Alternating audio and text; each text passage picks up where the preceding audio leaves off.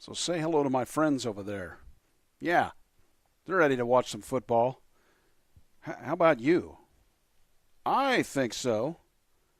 Hey, everybody, it's your Uncle Phil, Furious Rally Sports.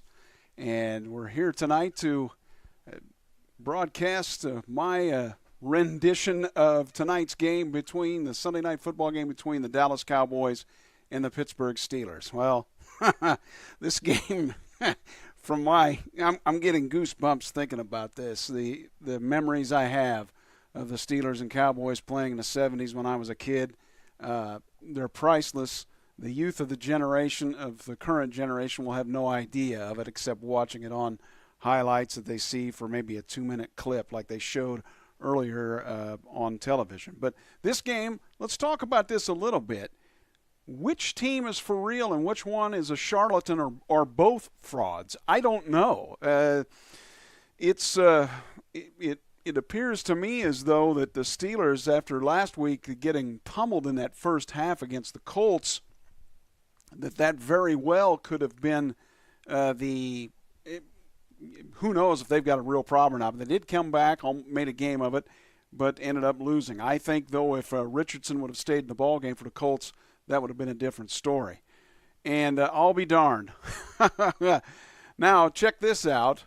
They are currently in a weather delay until further notice in Pittsburgh because there is a thunderstorm looming near Acrisure Stadium. And you can see it on the see it there on the in the cameras as they're showing it. It's kind of a neat sight, but it's kind of creepy at the same time. Looks like that storm system will move through there fairly quickly, and so this game will get played at some point within, I'd say, the next 20 minutes or so, half hour. Wow, so I've got a bunch of time to eat, I guess, apparently.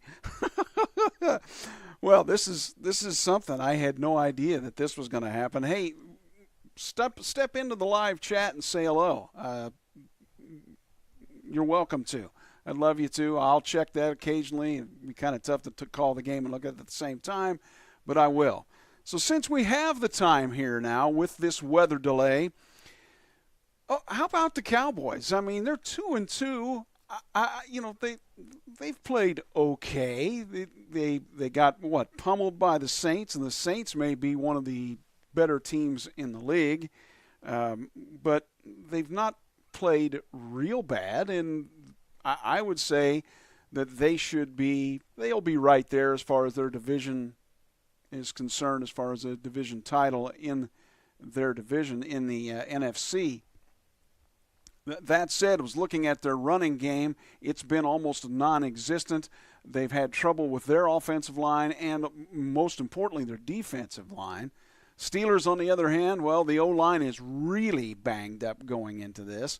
But I guess that's part of football, right? You have that issue in the NFL all the time where offensive linemen are just kind of coming through the turnstiles all the time, changing spots because of injuries. So tonight was kind of billed as the offensive line of the Steelers going against the defensive set of Dallas. Well, Dallas is a little bit beat up there, and we'll go over the injuries here in just a moment. I'm not sure exactly what to expect there. We'll go through the injuries. Let's go ahead and do that real quick. Give me just a moment, and I'll have a seat and say hello to you here. Yes, I will. Hello to my friends back there that are watching the game, huh? I have stories about all of them. I told some other game. We'll save that. I might do that again tonight if we have to eat this time during this weather delay.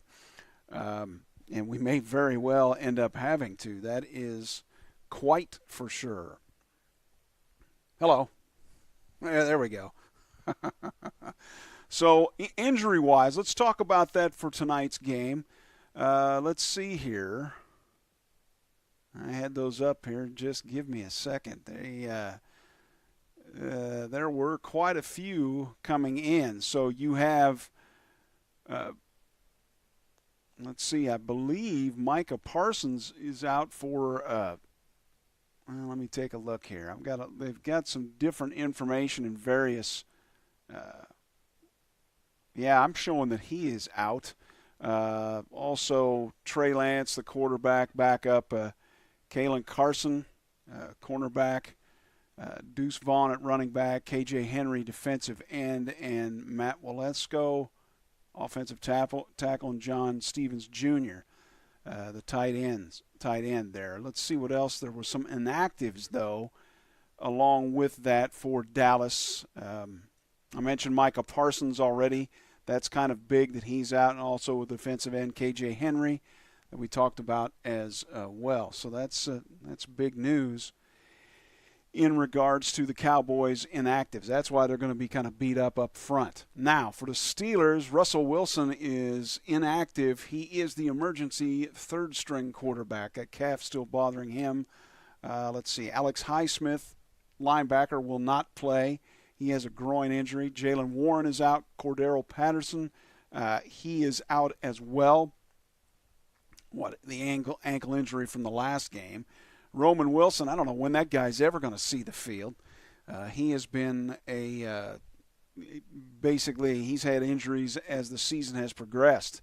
And also of healthy scratches, Max Sharping, the guard. And let me see, Wilson's actually is a healthy scratch. He was slowed during training camp and then the start of the regular season with an ankle injury. So there we go there. Again, we are in a weather delay in Pittsburgh thanks to a thunderstorm looming near Acrisure Stadium.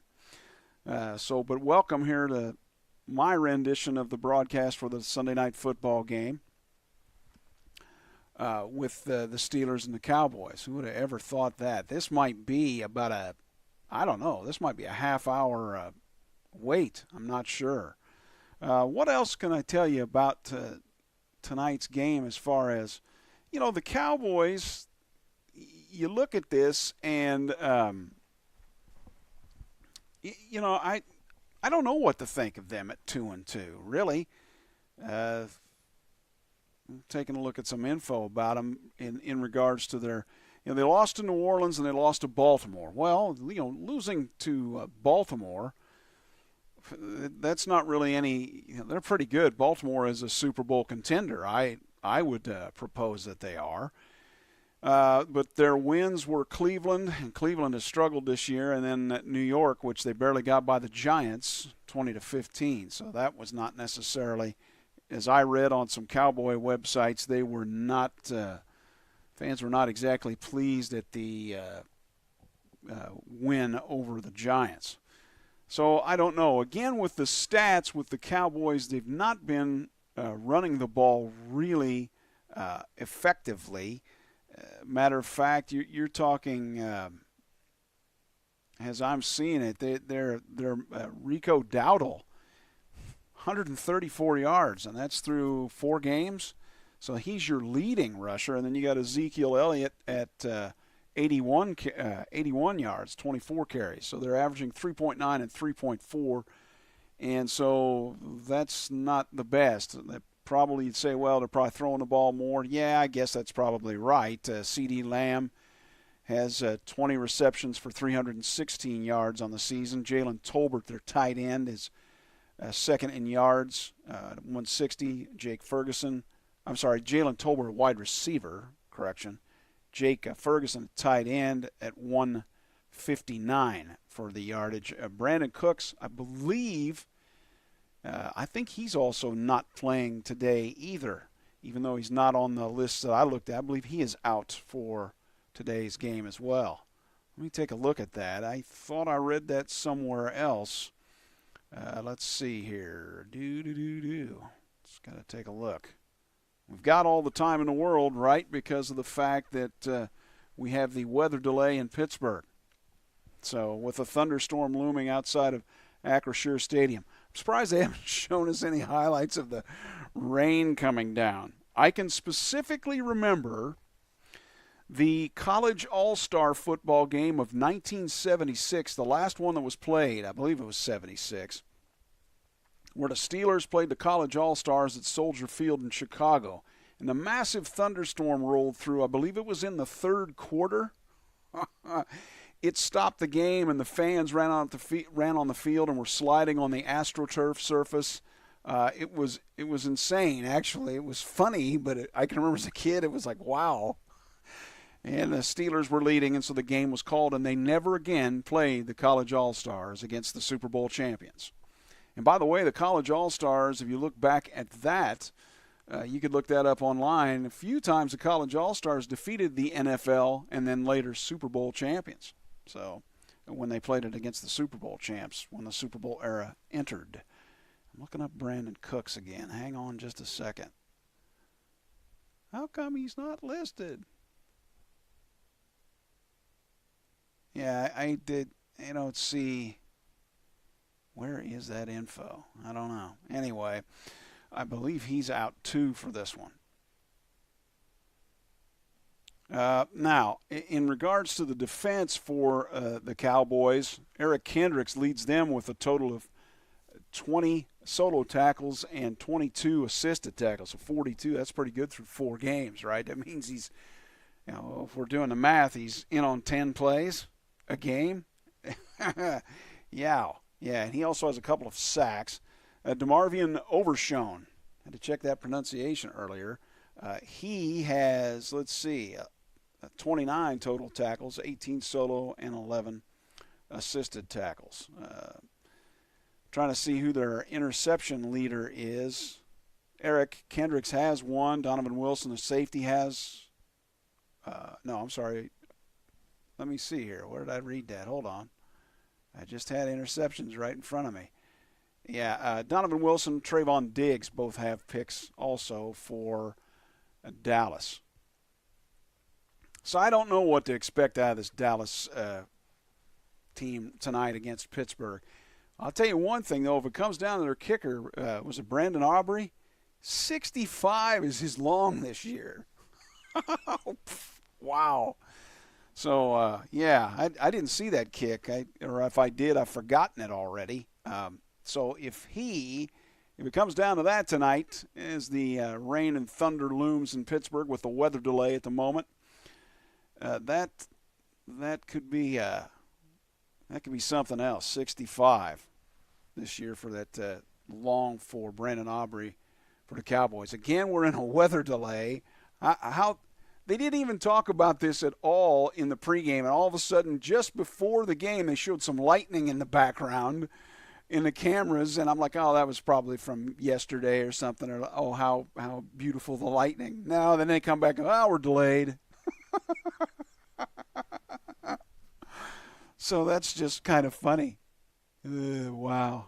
So we're still streaming here, and that's okay. I'll just keep doing it until the game starts. And it's probably not going to start for, I don't know, another half hour or so. And if it keeps going, I may stop this stream and start another one. We'll see. This is really, really weird. So let me see here. Guess we can go through today's scores, huh? Since we're in a wait. Well, we didn't talk about the Steelers, so I can talk about them real quick. I don't know. 3-1. In some respects, it reminds me of the start. What were they? 10-0, 12-0 a few years ago, and then the roof collapsed on them. It could be what's going on there. With the Steelers, it's the defense. If the defense is playing well, they have a chance in any game. You say that about any team, but definitely with Pittsburgh's D. I think they've shored up the defensive line and the linebacking core a little bit as far as in the middle. They've had trouble with that in the here in the past years, and I think it's a little bit better now. But against Indianapolis last week in that first half, they were getting shredded like paper in a shredder. Pretty much. And so I don't know, but they made the adjustments. But Flacco came in and played pretty well for Indianapolis. But the Steelers, I don't know. Their offense is okay, I guess, at times. Running game. Cordero Patterson, that guy, when he's running the football, he reminded me of the bus back in the day. He was running downhill with some speed and power. And it's too bad he has an injured ankle for tonight's game, but that guy may make a difference for the Steelers as the season goes on. Jaylen Warren is hurt tonight for Pittsburgh. Let's see. I don't think we talked about Pittsburgh's other injuries, so let me check that real quick here. had that in front of me. I really did. Let's see. It's well, yeah. I guess I did talk about those injuries earlier. Forgive me. Let's go through them again for Pittsburgh. Russell Wilson out. He's the third-string quarterback emergency this evening. Michael Pruitt, the tight end. Linebacker Alex Highsmith. Running back Jalen Warren, as I mentioned. He is out. Cordero Patterson with that ankle. And 2 healthy scratches in Roman Wilson, the wide receiver, and guard Max Sharping. To me, if you were to ask me whether or not the Steelers are for real, I don't know. That's what this game kind of tonight will indicate, I suppose, as we're in this weather delay in Pittsburgh, thunderstorm in progress near the stadium. And I mean, I don't know where the radar shows now, but it may be a little bit before the game starts. It looks like the radar showing a line of it, and it should move through fairly quickly. But yeah, so that's where we are is in the weather delay for this game in Pittsburgh. So now let's kind of go over the scores from today. The Minnesota Vikings in London beat the Jets 23-17. The Cincinnati-Baltimore game at Cincinnati falls to 1-4, but not for lack of effort. Back and forth, went to overtime, and missed field goal by Cincinnati led to a Derrick Henry. The King ran one down to about the 5 or the 6 down the left sideline. I don't know, it was about a 50-yard run. And boom, field goal. Baltimore wins 41-38. Let's see other scores. How about Jacksonville? They come off the mat. I was looking at the stats of that. I believe both Flacco and for Indianapolis and Trevor Lawrence for Jacksonville both threw over 300 yards. I think one of them may have thrown for 350, 370. But Jacksonville gets the win 37-34 over Indy. Miami beats New England 15-10. If I remember right, New England falls to 1-4 on the season. Washington Commanders, apparently they're serious about playing football again. They beat Cleveland 34-13. That was at home for a home game for Washington. Buffalo was at Houston, and Houston they ended up winning it on a field goal, 23-20 over Buffalo. Chicago takes care of Carolina 36-10. I don't think that's a surprise to anybody, is it? Denver takes care of Las Vegas 34-18. And in an exciting game in the NFC West, it was Arizona besting San Francisco 24-23. Got some other scores for you here as we're in a weather delay in Pittsburgh due to a thunderstorm in the area for the Cowboys-Steeler game. And let's see, the other scores I had for you. Green Bay beat the Rams 24-19 at L.A. at SoFi Stadium. Looks like something an alien built, right? And then the Giants beat Seattle. Well, it's a pretty good win for the Giants, 29-20. So there's your scores. Again, in a weather delay in Pittsburgh due to a thunderstorm. Steelers and the Cowboys on Sunday Night Football. Or will it be Monday morning football before this thing's over? I have no clue. Absolutely no clue. Yeah, this is something, that's for sure. Who would have ever thought you would sit here and wait? Yeah, they're showing the rain now, and people are out of the stands at the stadium, but I don't see a whole lot of lightning at the moment, so I'm guessing, we got probably about 20 minutes or so before the game starts again, or before the game actually starts. So, yeah, I don't know what this all means for the game as far as the rain is concerned, how it'll affect things. Acrisure Stadium's field, that grass turf, it's been much maligned over the years where they've had problems at the old Heinz Field. But we'll see. It looks okay tonight, but you won't know that until people start ripping the field up in the middle where the play happens. I'll check the radar. This is what you came here for, is to check radar in Pittsburgh, yeah? Okay, let's just see what it looks like. Well, Is it going to move through there fairly quickly? Hell, I don't know. It looks like a small line as I'm looking at the radar, and yeah, I think it should be. It should be gone fairly shortly, I would think. Got one of those radars that shows up that showing the now, and then it's showing it. Yeah, it's like, well, which one is the now? I don't want to see the future. I mean, I know you can. I know AI can predict the future, but come on. Okay, yeah. All right then. So there's still rain in the area. I don't know what exactly that means as far as lightning. That's why they're not playing, because of the lightning that was seen in Pittsburgh. Well, here you go. Severe thunderstorm warning in the Pittsburgh area until 8 o'clock. So that's 25 minutes from now. I'm serious. I had no clue that this weather was going to be a problem tonight, or I would have just said, okay, I'll come on later. Wow-wee. That's something else. Okay, let's take a look at this radar here, shall we? And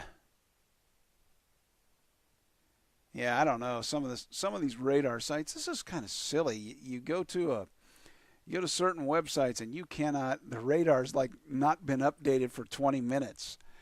That doesn't do me any good if I'm trying to, you know what I mean? It doesn't do me any good if I'm trying to trying to figure out if a storm's coming and knocking on my door. Got some guy in the stands waving the terrible towel in the rain. Good for him.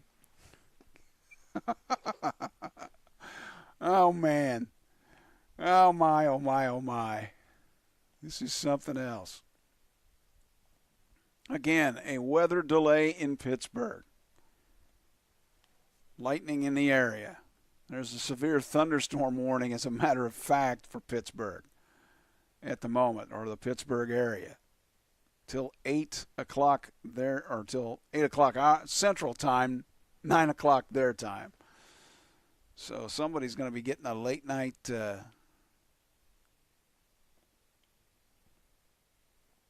to be a late night, that's for sure, of this game starting. And again, I'm trying to look at the radar. These websites, I remember when I was younger, you used to be able to go to a website and find radar pretty instantly, and it was like, okay, yeah, that's good. That's all I need to see. You go to some of them now, it's like, what is this? Yeah, the line of thunderstorms that I can see, if it's up to date, and it's about 5 minutes old that I'm seeing, but it's a line that's kind of northeast to southwest. But the problem is there's like a line that's kind of creeping through Pittsburgh from the west. It's going to get through there. It's a question of time, though. So yeah, it might be a little bit. Let me check some more info on this weather here in Pittsburgh with this game.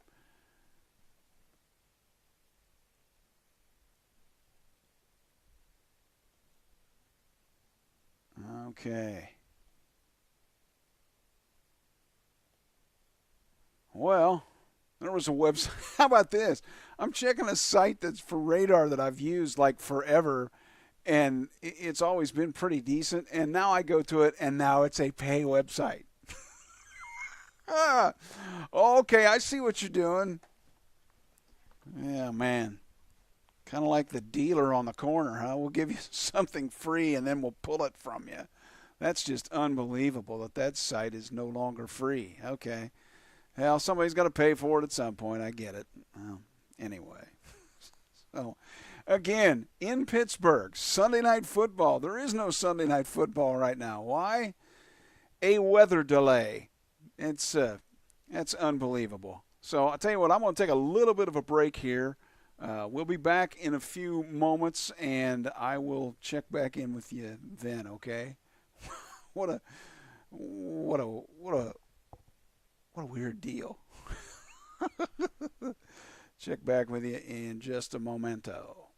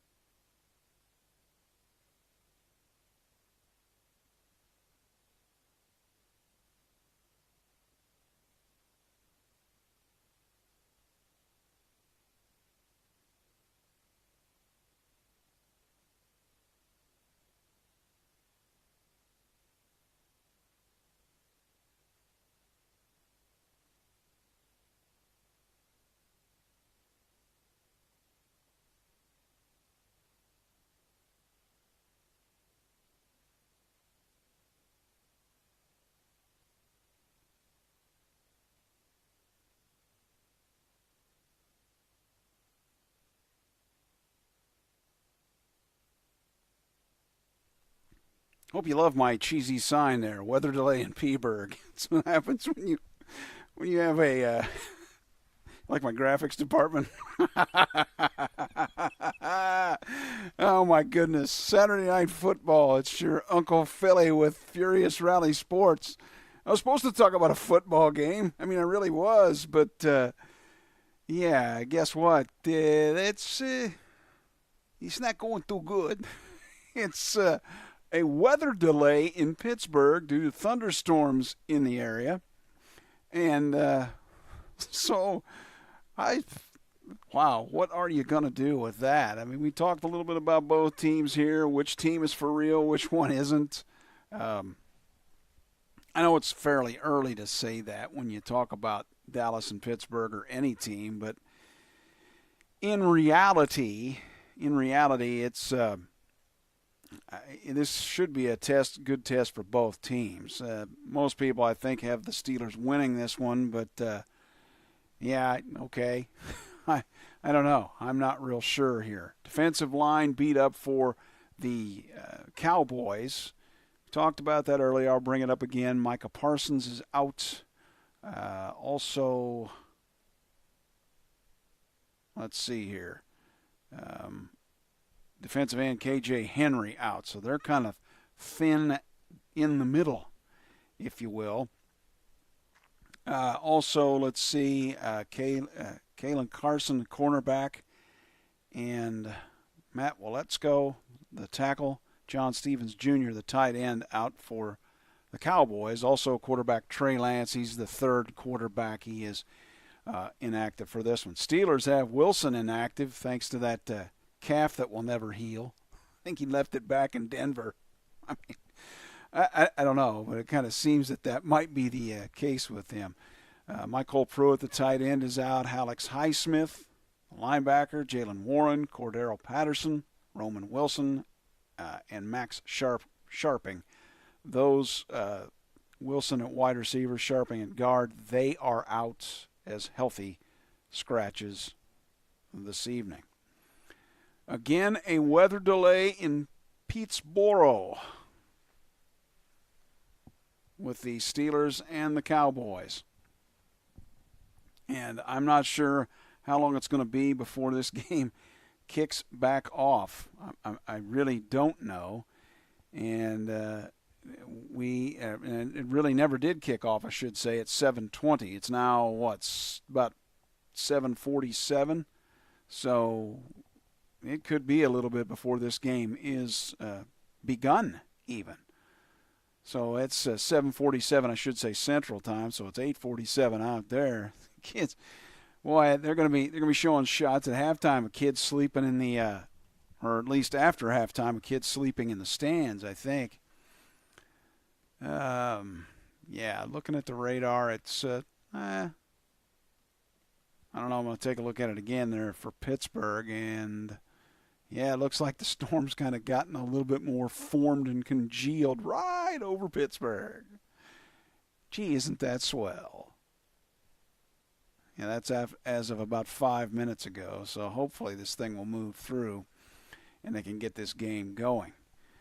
I don't know what they would do if, say, I don't know what the NFL's rules are as far as delaying the start of a football game, if they would just go ahead and move it to Monday night.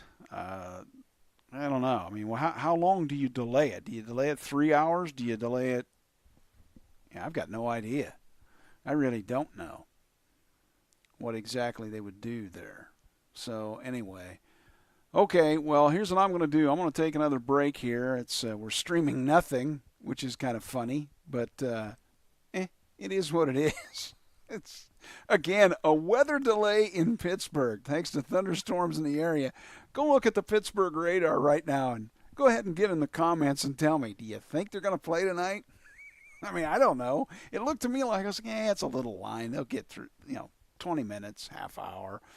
Now I'm kind of going, I don't know. That's just... I picked the Sunday night game that has a weather delay. Wow, that's something else. Furious Rally Sports, it's your Uncle Phil. I will be back with you. I don't know, sometime here in the near future when they start this game or we get close to the game time. Okay, hang in. I'll chat with you here in a little bit. Okay, bye for the moment and the moment only. I mean, really, really.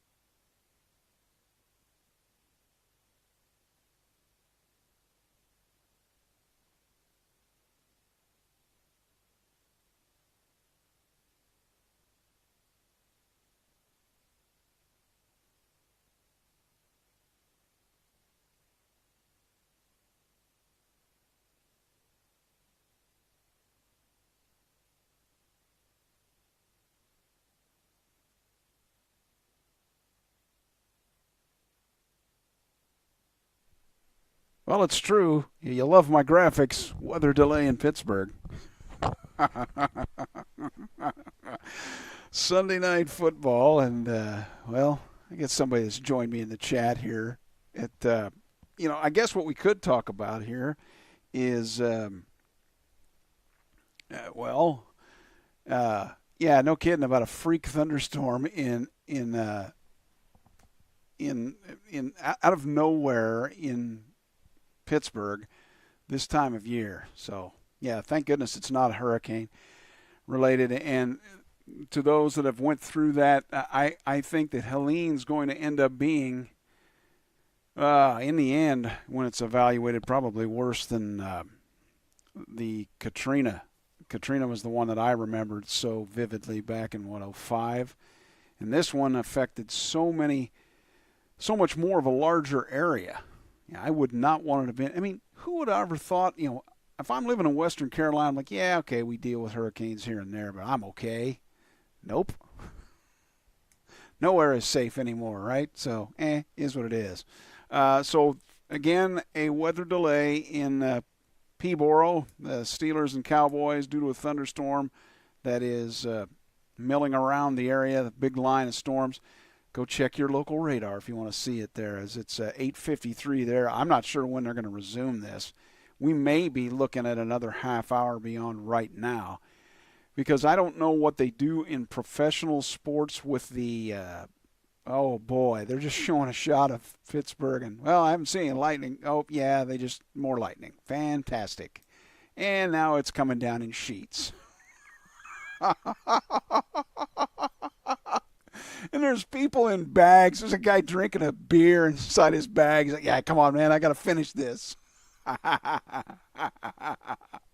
Oh, and they're showing the water just flowing into the stadium. That is hilarious. It's a Yingling, too. Oh, somebody grabbed the can. Oh, my goodness. Oh, yeah. Well, okay. Yeah, if we want to talk about, you were talking about the topics there. Yeah, Steelers losing to the Colts, and the Colts lose to Jacksonville. What is going on with that? I have no idea. That absolutely, yeah. That the emergency poncho, fantastic. I was drinking his beer underneath it, like, I got to drink this. I got to finish it. Not, you're already wet, man. Just go ahead and take your poncho off your head and finish your beer. Because he had a hole in it otherwise. That guy's going to be a meme on the internet for the rest of his life now. Yeah, I don't know. Yes, hefty, hefty, hefty, wimpy, wimpy, wimpy. I mean, I don't know. At the football games like that, do you have to pay for a poncho, or do the teams give out free cheesy, hefty bags? I have no idea what they do. I remember going to a Mizzou football game some years ago, and I bought a beautiful plastic poncho that, believe it or not, I think still sits in my car in case I need it. At least I had it for several years. So I don't know. Yeah, okay. Yeah, $17 hefty bag. That's probably right there, Mr. Eli Rock. I would say that's probably dead on the money. The Well, okay. So since we're talking about, since we have this rain delay or storm delay in Pittsburgh, what about the Major League Baseball stuff? I haven't even had a chance to follow all that, and it's been crazy. What did the Mets even up the Phillies series today? And what I saw, Clayton Kershaw is out for the rest of the remainder of the season, I guess, or remainder of the playoffs, whatever you want to call it. Playoffs? To quote Jim Mora, we love you, Jim. One of the greatest interviews after a game of all time. Playoffs? I'm sorry I'm laughing so much. I'm just giggling because, yeah, in essence, I'm killing time here with this weather delay in Pittsburgh. Okay, since I'm here and thinking about the Steelers and Cowboys, I can remember a game in the preseason one year, and of course everybody, I'm a kid, right? Late, it's probably before I'm 10 or even after I'm 10, and 10 years old, that is, and I'm thinking about this now. There was a preseason game. The Cowboys played the Steelers, and the Cowboys just beat the living daylights out of Pittsburgh. And all the kids at school, the majority of them were Cowboy fans, and here I am, the Steeler fan. Oh, man, did I catch holy you-know-what the next day at school. Yeah, Sunday. I can remember my mother would always be like, do you want to wear your Steeler shirt tomorrow to school? When they would win, but when they'd lose, no, of course not. So they lose the preseason game, I think it was, and then it was that was very early in the school year, if I remember right. And then in a regular season, different story. I just kind of went to school. I wore my Steeler jersey and let it speak for itself. I don't remember what year that was. That was a long time ago. Great teams, though, that Dallas had. Okay, yeah, I'm switching topics a little bit. Yeah, the Dodgers spending a lot of money, Eli Rock, about on the pitching, and they still have no pitching depth. Yeah, well, there you go. And yeah, but back to the Steelers-Cowboys rivalry. The Super Bowls, the Super Bowl 10, Super Bowl 13, of course, magical for Steeler fans. Both good games. The problem with the Super Bowl back then was a lot of times the games were not very good, but both of those games were pretty good ball games that came down pretty much to the last minute. And then there's Super Bowl 30. The Cowboy fans go, yeah, well, here, let me give you the you-know-what, Steeler fans. And Steeler fans, of course, remember Neil O'Donnell with 4 minutes to go. That's all you need to say about that one in Super Bowl 30. And if I remember correctly, I think by statistics, like they matter, what was it that, Mark Twain said there are lies, damn lies, and then there are statistics. So, yeah. But by the stats, if I remember correctly, the Steelers led in almost all the statistics in Super Bowl 30, except the scoreboard. That's where you got to win it, baby. If I remember right, the Steelers were they down 4 with 4 minutes to go? Either down 3 or 4. And then the interception that Neil O'Donnell threw that looked like somebody was paying him off.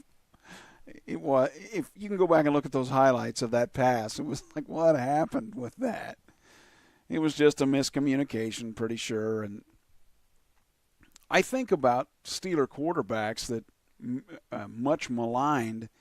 Of course, O'Donnell is, and of course, so isn't. I shouldn't say of course, but Tommy Maddox is as well. But I thought Tommy and O'Donnell both, they had their moments, and they weren't that bad. Who knows? If Maddox isn't around, maybe Roethlisberger never shows up. I mean, that's a thought with that. And you think about the Cowboys. All right, so you are basically the team of the 90s, or at least one of them. I would say they probably were the team of the 90s. Incredibly good defensively and offensively. Had the giant offensive line that they had.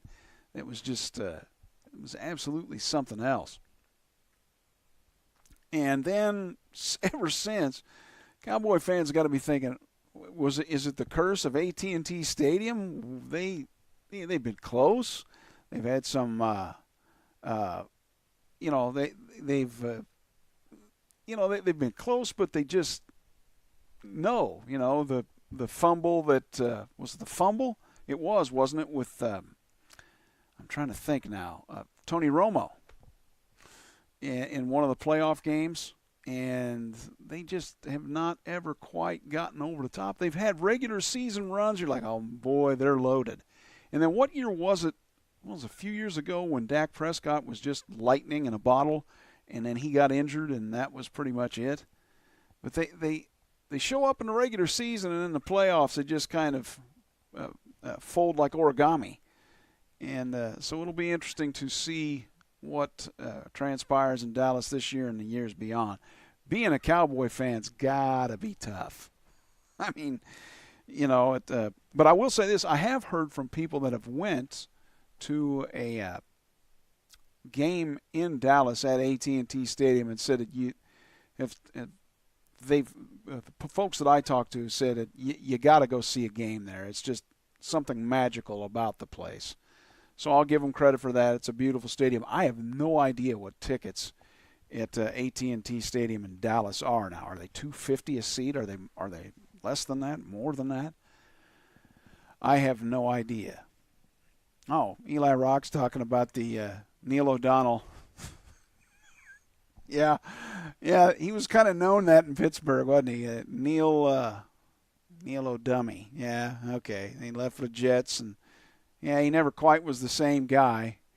Yeah, they're showing some more shots of the stadium. I don't know if that was live lightning or if that was I hope that wasn't live lightning, because right at the high school level, every time we see lightning, the counter begins again, and it's another 30 minutes. Yeah, that's just unbelievably bizarre.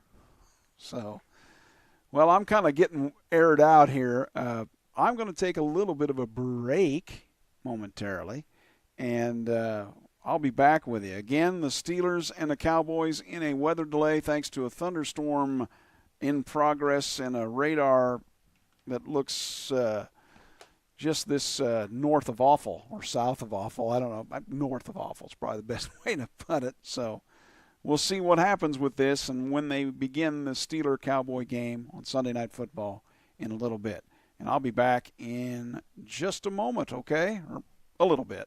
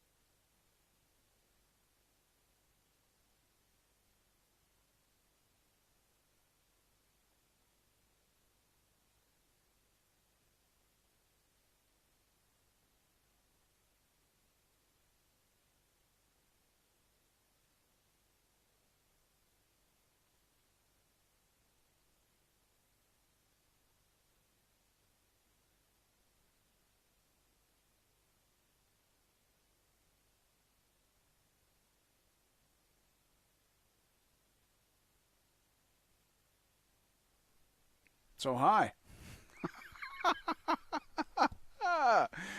It's your Uncle Phil. Your Uncle Philly, how you doing? Furious Rally Sports. That weather delay in Pittsburgh, we still are. I just thought I would give you an update.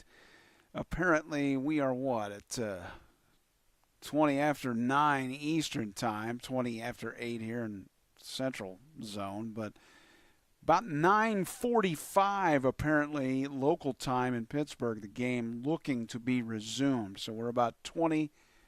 Let's see if I can do the math. About 25 minutes away from game time. Wow, that's just something else. So yeah, I'm going to go ahead and take another break here until maybe about 10 or 5 minutes before that. Then we'll come back and reset the game and get this thing started. There is good news with the radar. That is the line. Once that line clears, that's it. That shouldn't be anything else that pops up, at least unless something does pop up out of nowhere. But that is the last of the storms in Pittsburgh, we think, for tonight. So we'll be back in just a little bit for the Sunday night football game. Estimated to kick off 9:45 local time in about 25 minutes. See you soon. Okay? Bye for now.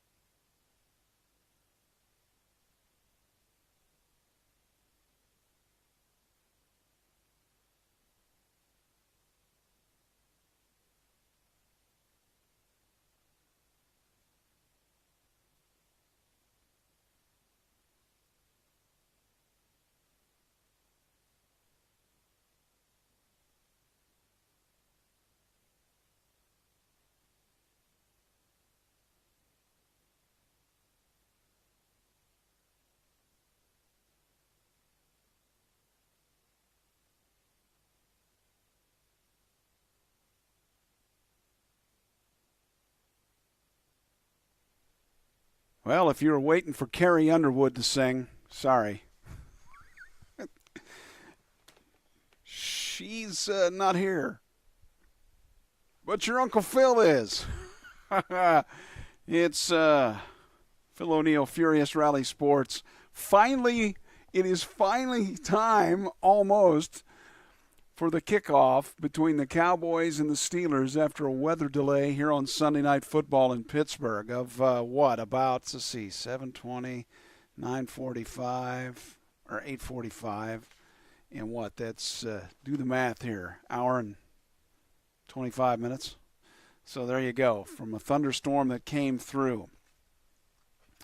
Dallas coming into the game 2-2, Steelers 3-1. I'm not going to do a whole lot of prelims because we talked about those earlier, and I got to save myself here a little bit for the game. This is going to be this should be an interesting one, that's for sure. Looking at the field after as the players have come out and worked out, you can see it's a little wet, but there's no water gathered on the field. Today's football stadiums are pretty much set up to be able to drain that stuff off fairly quickly. And it had rained a lot there. There was stuff flowing down from the stands earlier. Had to clear my throat there, but yes. So again, the turf looks in pretty good shape. You can see a little bit of water kind of reflecting off the blades of grass at Acrisure Stadium in Pittsburgh there. But I think we're going to be ready for some football here momentarily in just a few minutes. So hang in there. Dallas and Pittsburgh. The game is actually going to be coming up in just a few moments.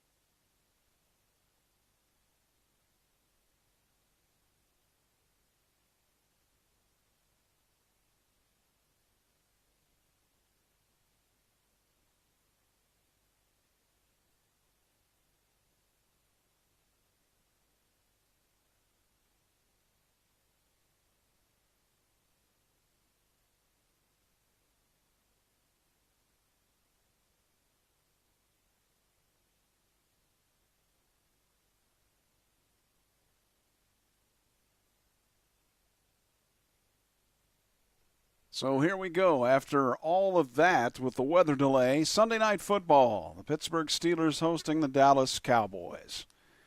And kickoff's just moments away here Again, the Steelers 3-1 coming into this. The Cowboys 2-2.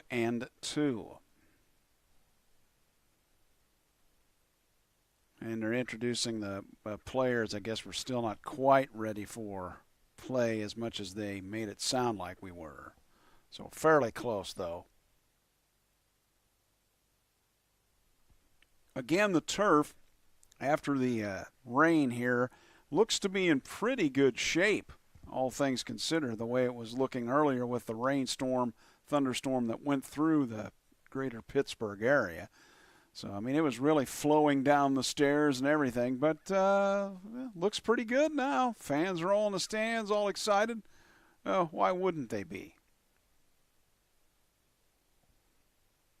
And again, they're showing the field now, and it looks really good shape, so I don't think there's going to be too much problems. Then again, you won't know that, will you, until the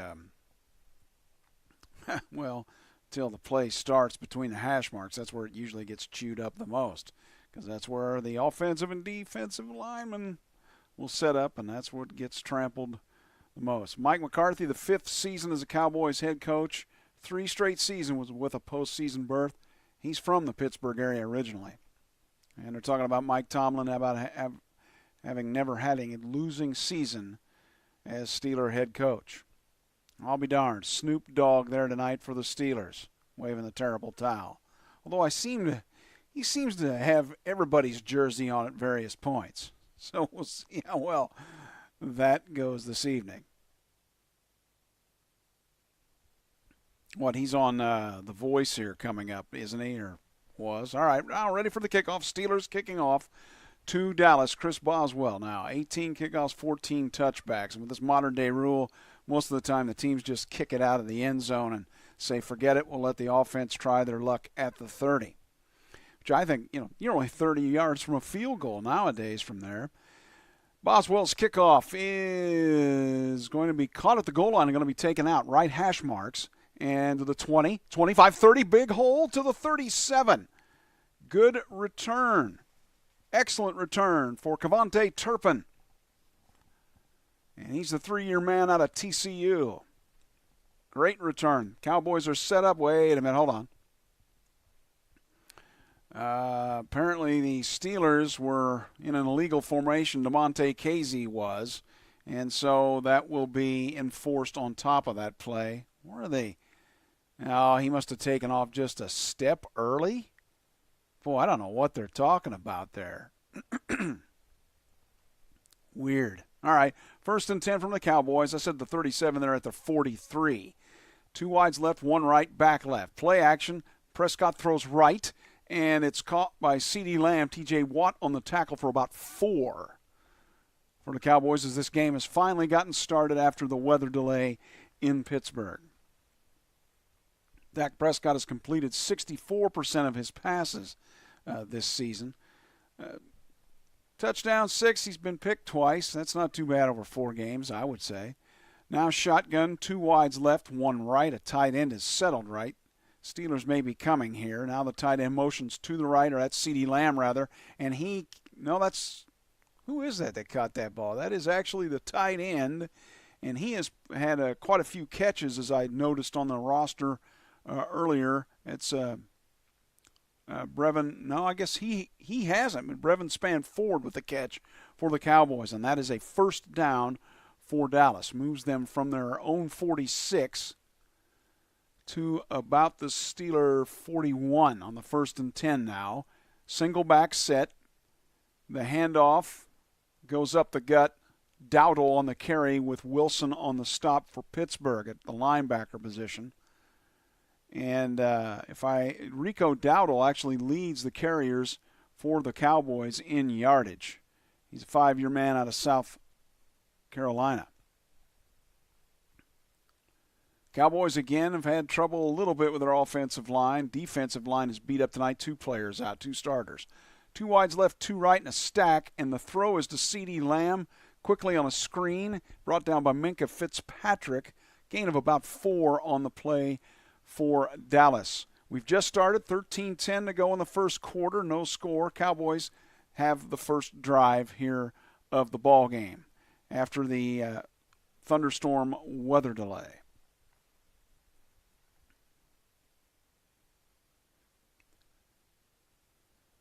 Cowboys at the Steeler 36, 3rd and 5 with a tight end and 3 wides. Tight end right, wide receivers 3 left. Prescott backs up, throwing at the 30, incomplete. And that was intended for Tolbert. Knocked down there. Let's see. Trying to see who knocked the ball down for Pittsburgh. That was Beanie Bishop apparently making the play for the Steelers.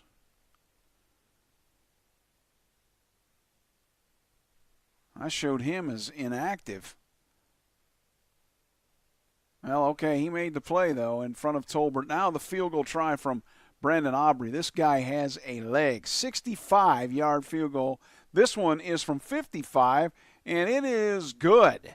Started wobbling to the right, and then came back to the left and went in, and Dallas on the board first with 12:35 to go in the first quarter. 55-yard field goal. Aubrey kind of slipped when he on his left foot, but he's able to make the kick, and the Cowboys lead the Steelers on Sunday Night Football early in the first, 3-0. Back after this.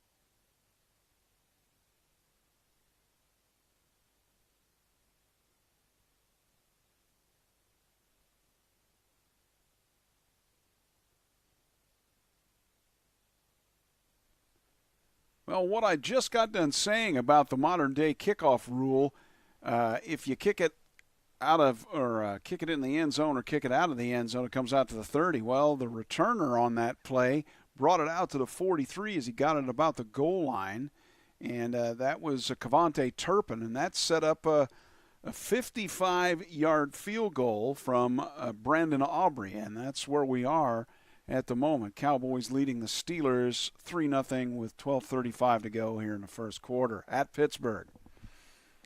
Last primetime meeting. That is hard to believe for me. Are you kidding me? 1982? What? That's the last primetime meeting between these two? That's just hard for me to believe, all the great games that they've had over the years. So, yeah, they're showing shots in the stands of Steeler and Cowboy fans sitting next to one another. That's okay. That's good. I mean, it's a great rivalry. And so now the kickoff, the modified kickoff, and this one is pooched to like the 1 on as the Steelers moving left to right. It is returned out to about the 25. And that's Shamklin. And I've heard like 3 different pronunciations for his last name, but he is the running back that is the second back in tonight for the Steelers since Jaylen Warren is out. His return, as I said, about to the 20. Well, they mark it officially here. Hang on just a second. Did they mark it at the 25? Yeah, right on the 25. So the Steelers begin their drive at their own 25-yard line. 2 wides left, kind of tight, 1 left, and then Fields play actions, and he takes off running with it to the right. He gets about 9. Knocked his own receiver out of bounds, but was able to get, that's Calvin Austin, But he's able to get the 9 on the carry. Faked it to Harris going up the gut, and then he took off with it to the right. So kind of a run-pass option there for Fields. Kind of interesting. Don't see the Steelers running plays like that too often. 2nd and 1 for Pittsburgh. Going to make it 2nd and 2, actually, at their 32. 1 wide receiver in the slot right, 1 tight left, single back with Fields under center. Pitch to Najee Harris left, cuts it back a bit, and gets a first down in between the markers, or in between the numbers and the markers on the far left side. Steelers moving left to right, for those that are just listening to the game. And that will be a first down. And I believe that was a gain of about 6 on the play for Najee Harris. 3-0 Dallas. 11:20 to go, first quarter. Steelers have 1 wide tight left, 1 tight right. Play action out of the eye and throwing Fields down the left sideline. He has a man wide open. Oh, he can't hang on to it. And it's Hayward, the tight end. It was thrown a little bit too far for him. If that would have been put in the right on the money, guess what? Connor Hayward would have walked into the end zone. Play action out of the eye. Interesting to see out of the Steelers. Cowboys were caught a little bit off guard there, and Hayward put his hands on it, but as he came down, he couldn't hold on to it. 2 wides right, 1 left, back left, and Fields keeps it going left, 2nd and 10 from their own 37, and there is a flag at the end, and Fields is down. Is he getting up? Well, Najee Harris brought him up, but I'm not sure he was. Okay, we'll see what the flag is. Hold on just a moment. It's a hold on Dallas. It's on the linebacker, Smith.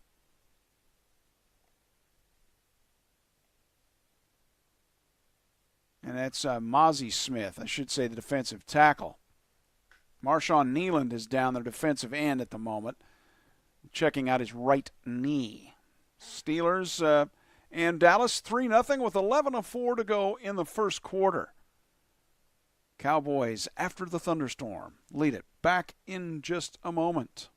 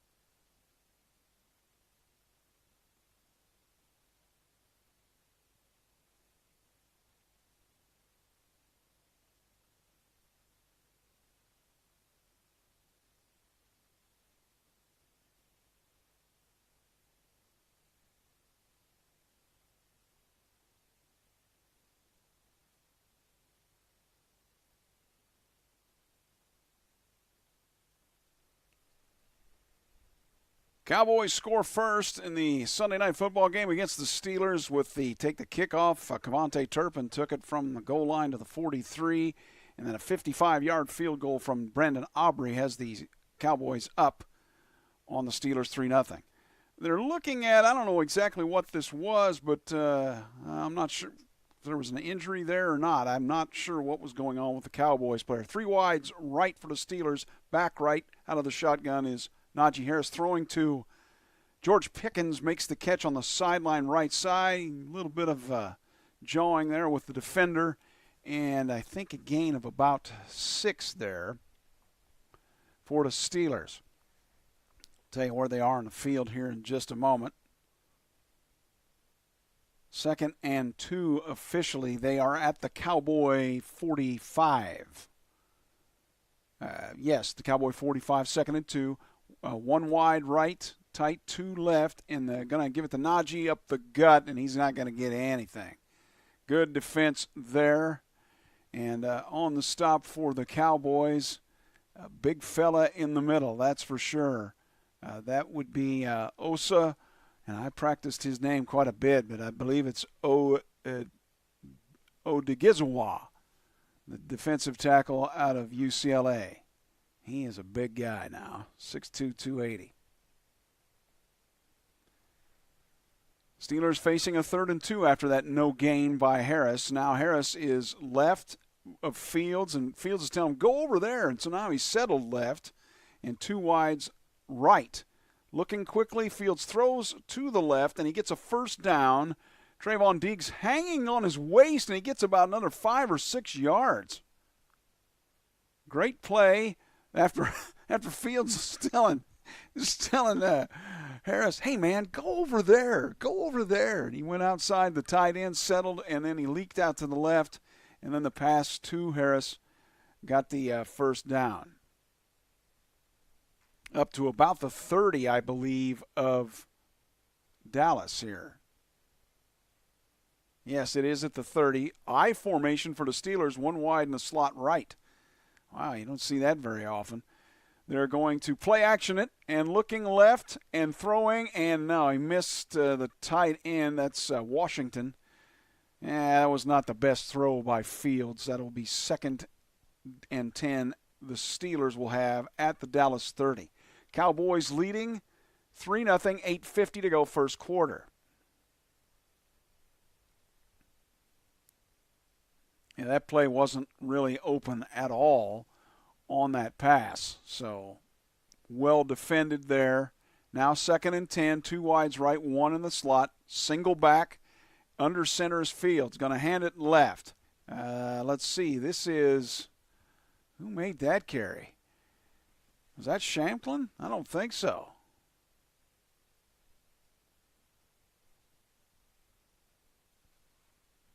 Jonathan Ward for the Steelers out of Central Michigan. Got the handoff and went left, and he didn't get a whole lot, maybe a couple. Tackled there by DeMarvion Overshawn, I believe it was. Let's see. Yes, Overshawn rather. 2 wides right, 1 left. Back left. The pitch is to Shamplin, and he will gain, 5.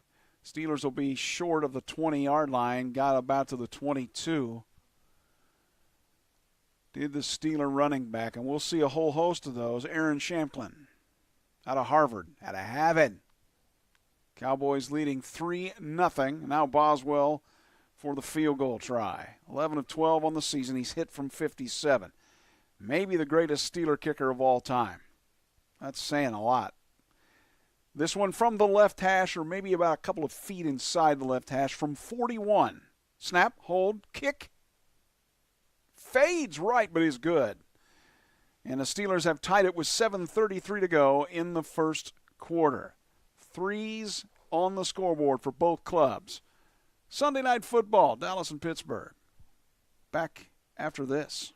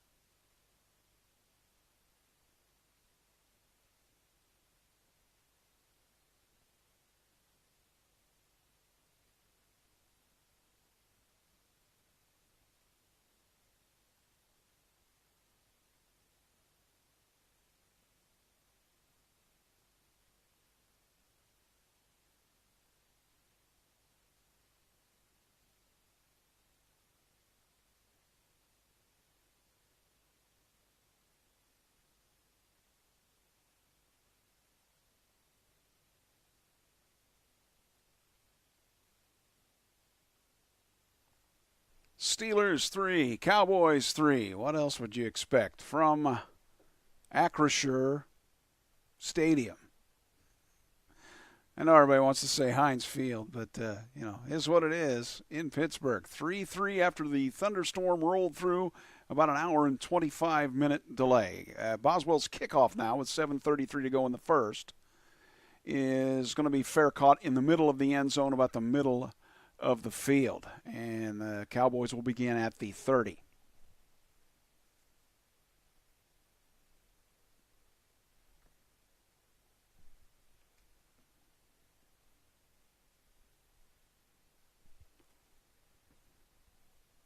Again, 3-3 on Sunday Night Football, Cowboys and Steelers. Cowboys beginning from their own 30. They are going right to left. Field is in relatively decent shape for all the rain they got that delayed this game with the thunderstorm. 2 wides left, 1 back behind Prescott in the shotgun, but a flag. Somebody moved for Dallas.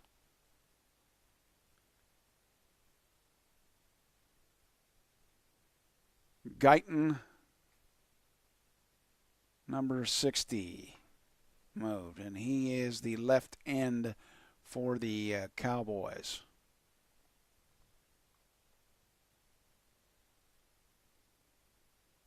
That'd be Tyler Guyton. Yeah, Tyler, sorry. The only time we mention people's names is on the offensive line is when they get called for a penalty, right? 2 wides right, 1 left. And now throwing to, let's see, he caught it near the first down mark, caught it and ran for near the first down marker. That was Turpin. He came to his left, and then he rolled back out to his right, or came from his, how should I explain that? Come from his right to his left and came back out to the right. So it was a dump pass out of the backfield. It was forward, and Cavante Turpin with the carry of about 10 after the catch. And they, after the penalty, it's 2nd and 11. They only got 9. 3 wides left, 1 right, throwing right, and caught near the first down marker at the hash marks on the right. That is, who caught that?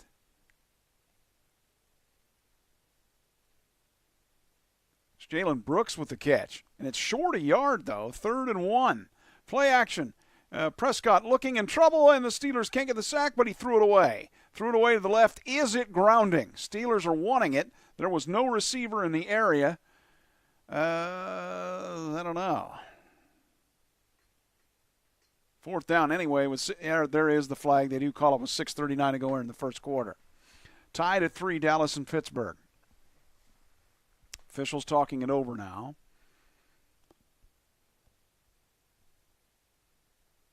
And let's see. There is grounding. Yep, officially intentional grounding. And that's the loss of down, and the Cowboys will have to punt. Yeah, they call it the tackle box, and he was in it when he threw the football. Really didn't matter, right? They're going to punt anyway. If he didn't have anybody open, throwing it away is throwing it away. They're showing where the wide receiver caught the football. When he caught it in the air, he might have had the first down there, Jalen Brooks. He got hit and knocked back. So, Anger to punt, Brian Anger for the Cowboys. Back to receive is Calvin Austin III. The snap for Dallas for the punt, still getting organized, the officials here. Let's see what they're going to do here with the score 3-3. Dallas and Pittsburgh, 6:39 to go in the first at Acrisure Stadium in Pittsburgh. Let's see. Snap from the 35. Looks like it. Anger has it off his right foot. And Austin will fair catch it at the 25. That's where the Steelers' drive will start.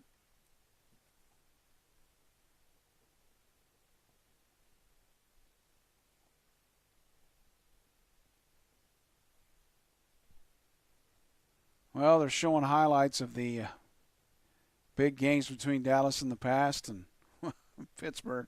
What can we say? So, with 6 minutes and change left in the first quarter, it's Dallas 3, Pittsburgh 3. Sunday Night Football. Furious Rally Sports, your Uncle Phil is talking about it.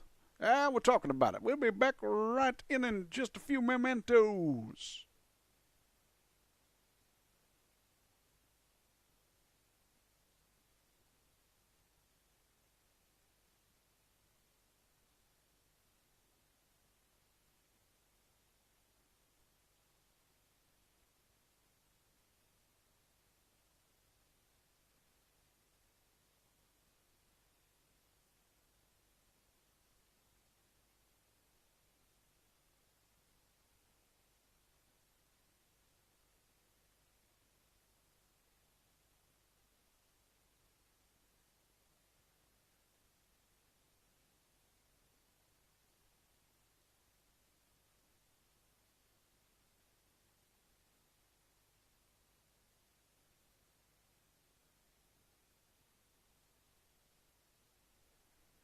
You know, taking a look at the Dallas offense, and they're really not much of a running team at all, aren't they? They kind of use the short passing game as their running game.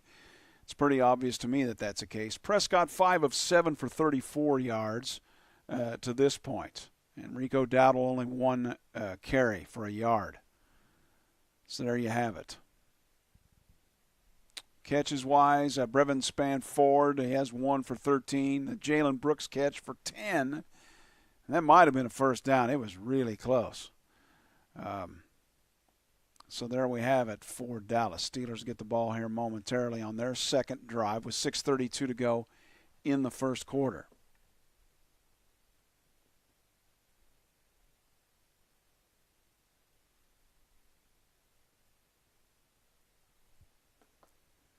They'll begin, as I said, I think it's about their own 35.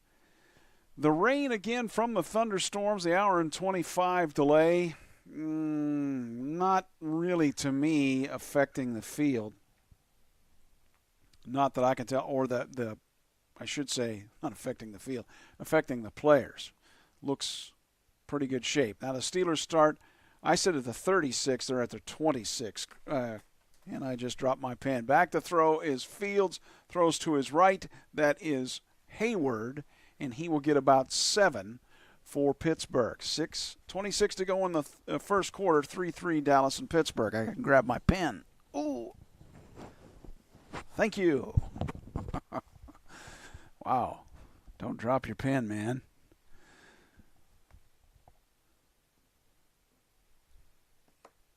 And they are carting off Nealand, the defensive lineman for Dallas. He's questionable. It's not looking good. Handoff to Najee Harris, left. Between the left numbers and left hash, he has close to the first down up to the 36. And I dropped my pen yet again. What is going on with this? Wow. Holding, though, on the Steelers, or on the Cowboys. Automatic first down. Hands to the face, actually, from Joseph. He really did. He had the hands right up in. Let's see. That was Zach Frazier, the Steelers center. Now single back set for the Steelers at their own 42. 1st and 10. Play action. Looking, throwing right and fairly deep and almost picked off at the 20. Intended for Jefferson. And Dallas's Malik Hooker made a great play on that, the safety out of Ohio State. He made a really good play on that. Really almost should have been picked off at the 20. But alas, no, and the Steelers will have the ball now 2nd and 10 at their own 42.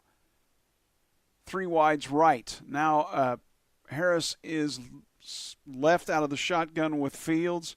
Looks right and in trouble. Bam. Sacked. The ball came out. And I think Dallas may have this.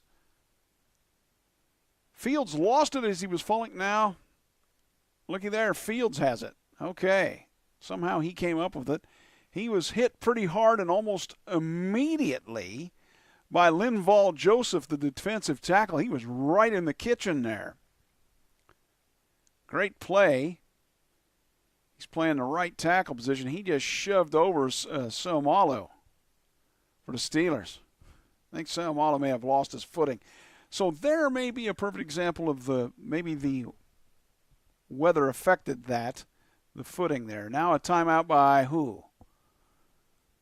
Dallas or Pittsburgh? Dallas apparently calls a timeout, and the Steelers had a 3rd and 24. Nope. Correction. The Cowboys are challenging the call on the field. And I'm not sure what they're challenging here, other than Fields eventually got the ball. Yeah, I got no idea what they're challenging here.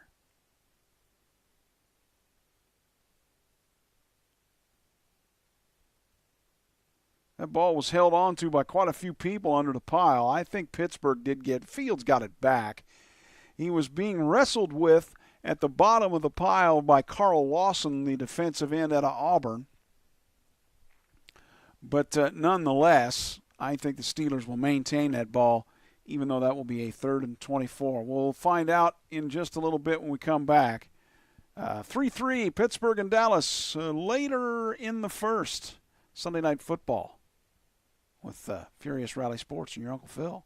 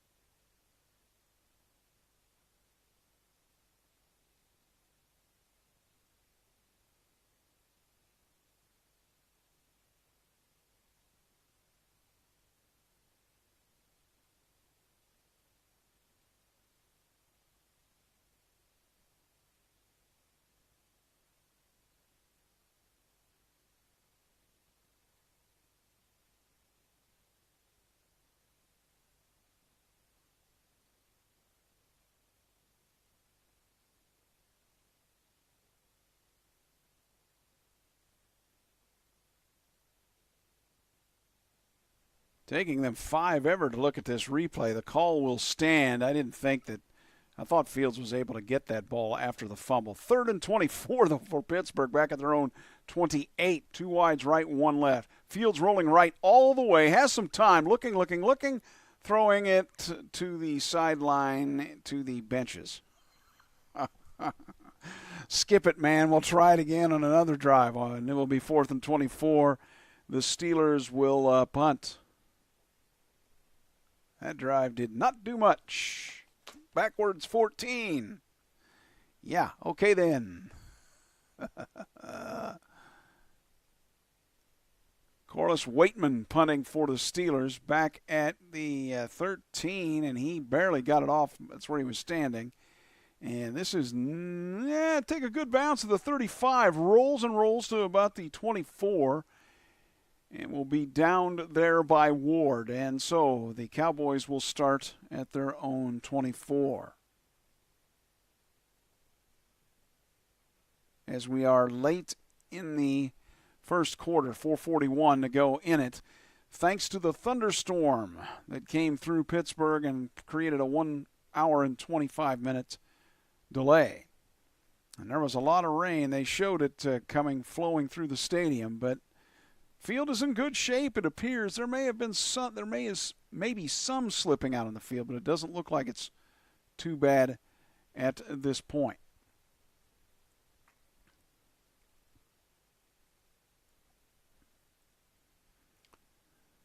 Let's see who almost got there. It was Goodwin who came flying in and was blocked at the last moment and almost got there to block that punt from Waitman.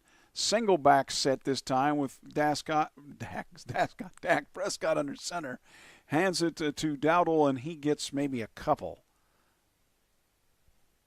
That's about it. Second down. Elliott on the stop for the Steelers. He didn't get much at all. 2nd and 8 from their own 26. 2 wides right, 2 wides left, 1 right. And in motion from the left. That did not go very well. Brought down by Benton and Herbig. They were involved with that. Cavante Turpin came around from the left side, from the right side rather, trying to come left, and that did not work at all. Loss of about 6 on the play. Herbig was the one that made the tackle.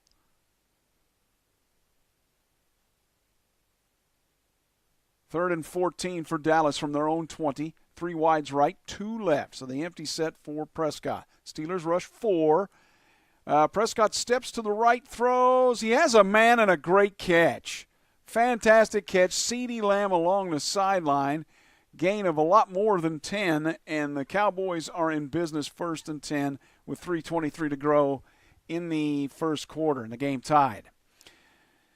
I think he got both feet in. He was shoved out by 2 Steelers, and they will have the ball now at their own, 47. So a big gainer there of 27 for Dallas. 2 wides right, 1 left on the 1st and 10 from their own 47. The back is right for Prescott. Throws right. Has Lamb, and Lamb just keeps it rolling. Got about 16 there.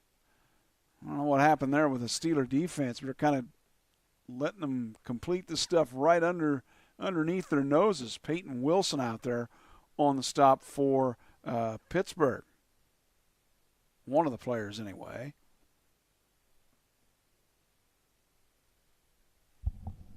And let's see here. Yep. 3 wides to the left, 1 to the right, back right. On the 1st and 10 at the Steeler 34. Throwing to Turpin. Turpin is able to catch it out of the backfield, run left, kind of hog-tied out of bounds, and it will be 2nd down and about 4 for Dallas. 2:19 to go in the first quarter. Cowboys and Steelers tied at 3.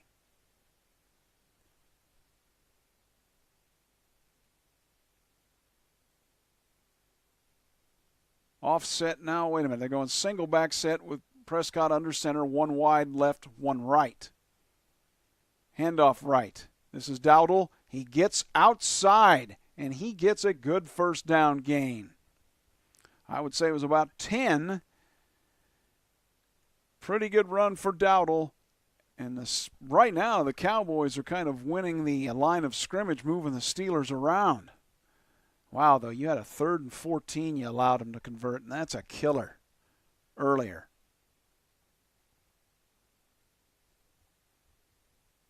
At the Steeler 15 now. Cowboys in business, 2 left, 1 right, back right, with 1:30 to go in the first quarter and the game tied.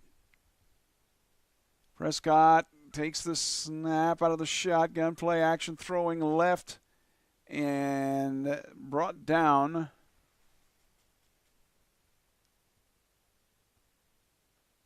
Let's see, who was that? Jalen Tolbert with the catch. On the stop for Pittsburgh, grabbing him around the ankles.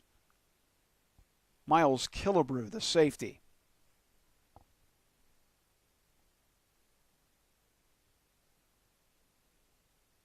Now the Cowboys with the 2nd and 6 at the Steeler 11. 1 wide left, 1 right, back left. It's Dowdle who'll get it.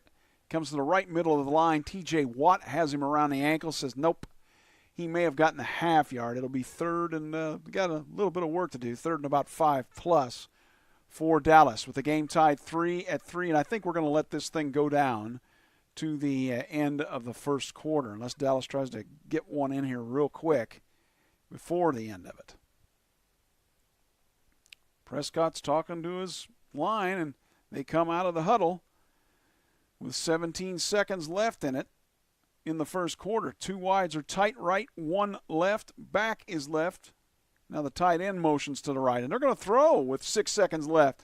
And Prescott gets tackled, and he loses the football, and I believe Herbig has recovered it.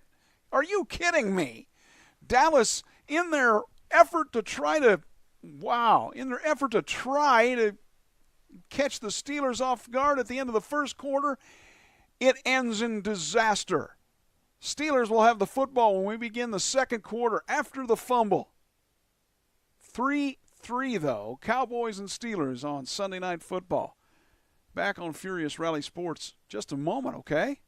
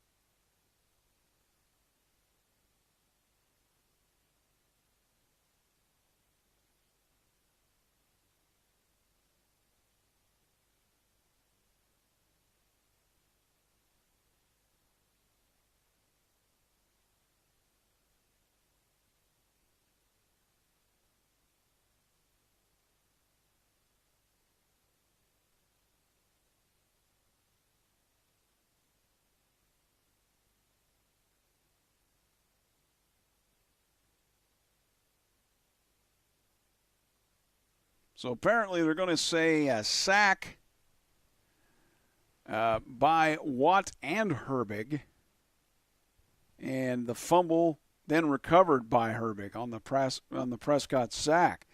Wow, there's the Cowboys. They're looking at on a third down. They're trying to catch the Steelers off guard at the end of the first quarter. You'd think they just let it go to the end of the quarter and, go ahead and try to score on the other end. But Watt and Herbig in there both hit Prescott, and the ball came flying out, and Herbig able to get on it and make the recovery. Great play by both players. Probably Watt more on the sack than Herbig. But now the Steelers at their own 20. 3-3 as we start the second quarter. Single back set. They hand off going to the right and a good gain. And let's see. That's the Jonathan Ward on the carry for the Steelers. Gain of about 7 on the play.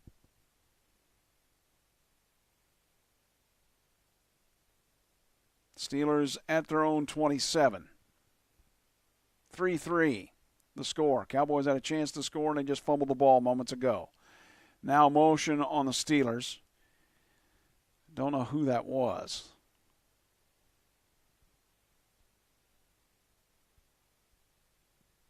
There was kind of a lot of movement there. They officially gave it to Washington, the tight end.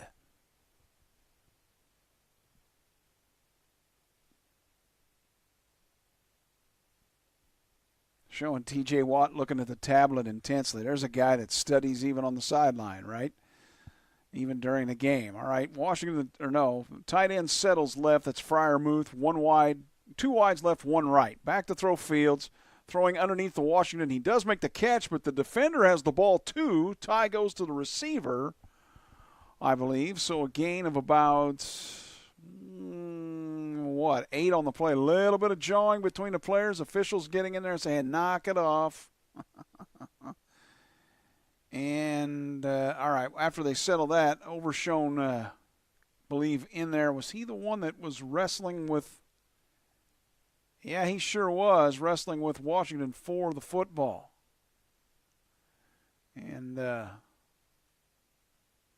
okay, 13:41 to go here in the first half. 3-3 Steelers and the Cowboys. Okay. Going to get this next play off, or what are we doing here? Officials still talking things over, apparently. Steelers face a 3rd and 3 after that.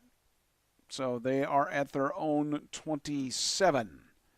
3 wides, trips left, 1 right, and now there's a flag on the Steelers for motion, and I don't know who moved. I believe it was the linebacker. I'm sorry, the linebacker, the running back, Jonathan Ward, on the penalty for the Steelers. Makes it 3rd and 8. Back to their own 22.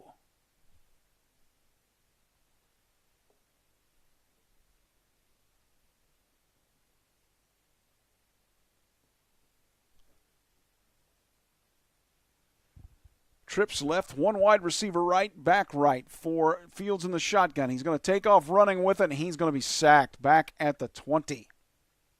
Yeah, I think that he may have been looking to take off running with it. He may not have been. I don't know. It doesn't really matter. It goes down as a sack anyway because it's behind the line of scrimmage. Osa. Odigizwa, if I remember correctly. I heard 3 different pronunciations for that too before this game, so forgive me for that one. Now the punt from Corliss Waitman off his left foot. It is fair caught at the 33 on the left numbers as the Cowboys move left to right. 12:20 to go in the first half. It's the Cowboys 3, Steelers 3. Back in just a moment.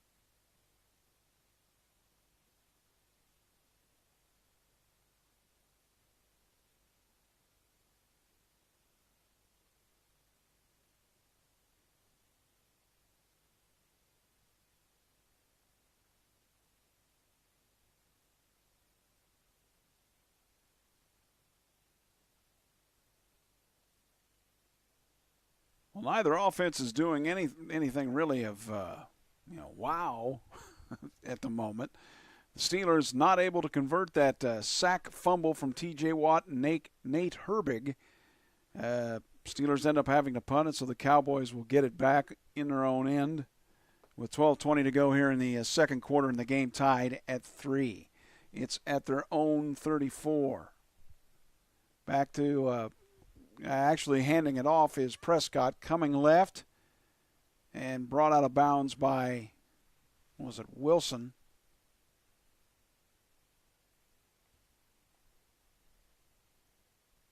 That was Ezekiel Elliott running the ball.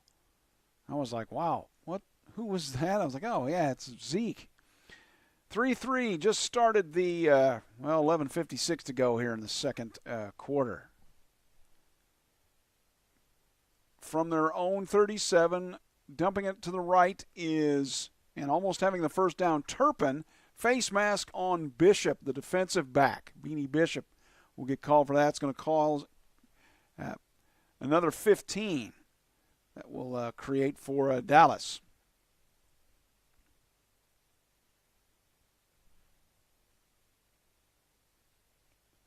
So they got the first down up to the 44. It's going to add another 15, and they're in Steeler territory.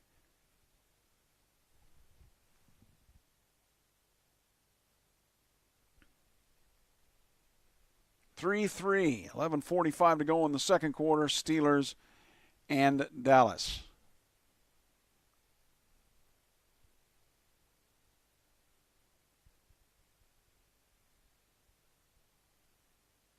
Let's see. A shotgun back to the right. One wide receiver is to the right. They're going to end around it with Lamb coming right to left, and he's not going to get much at all. Bishop on the tackle as the ball was snapped at the 42 of Pittsburgh. Gain of maybe 1, and now the Steelers and Cowboys are, the official's kind of getting in one of the Cowboys linemen's faces. Hey, just play, man. I would agree with that. This game is got a lot of emotion in it with the Steelers and Cowboys playing. It's understood. 2nd and 8 for the Cowboys at the Steeler, just outside the 40. 2 wides right, 1 left. Back right is Elliott. Throwing right and caught, and a first down and more. The tight end, and he's going to run to the 15 to the 14-yard line. Fitzpatrick makes the tackle on Ferguson for Dallas. But that is a big first down of about 26. Just kind of leaked out to the right, and Prescott found him. There was no one out there. Steelers defenders had their back to Ferguson, covering the wide receivers. Ferguson kind of came underneath and just kept running. 1st and 10, Cowboys in business, officially at the 13 of Pittsburgh. 1 wide left, 1 right, single back. Prescott under center. And he will hand it off to Elliott. Elliott does not get a thing. Stopped immediately. Ogunjobi on the stop for the Steelers. Up the middle. 10 minutes now to go in the third quarter. Dallas 3, but they are knocking on the door. Pittsburgh 3. Yeah, Elliott, I don't know. Ezekiel probably doesn't quite have that burst like he once did he? Father Time wins everything.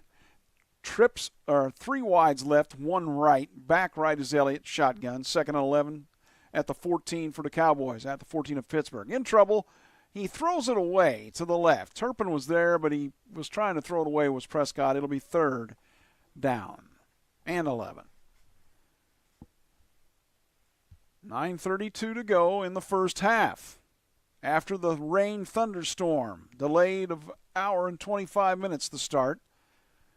Well, we're even at 3. I guess you could expect that on a night like this. The field looks still pretty good shape. You're seeing the turf come up with various players, but I think grass kind of normally does that, doesn't it?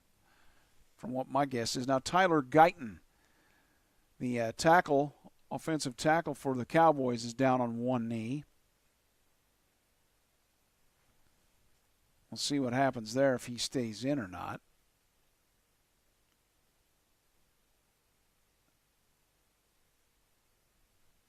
And we'll check that when we come back. Steelers and Cowboys. We are just under the 10-minute mark in the second half. Second quarter, rather.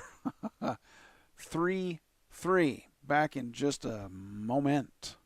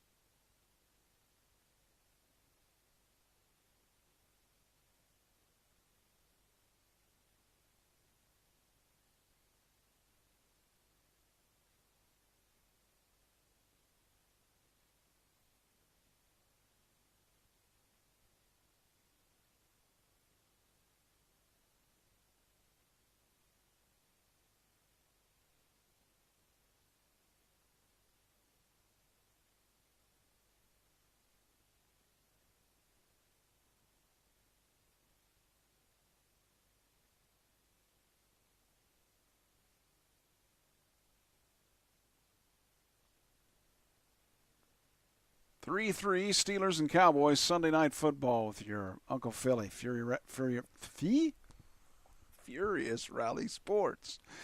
Yes, say that fast 3 times, apparently. So a thunderstorm in Pittsburgh delayed this game for about an hour and 25 minutes, and now the weather pretty good in Pittsburgh. Now, let's see, 2 wides right. Now, actually, Lamb was in motion right, came back left. 2 wides left, 1 right, back right. Steelers see motion, and there is motion on the Cowboy line.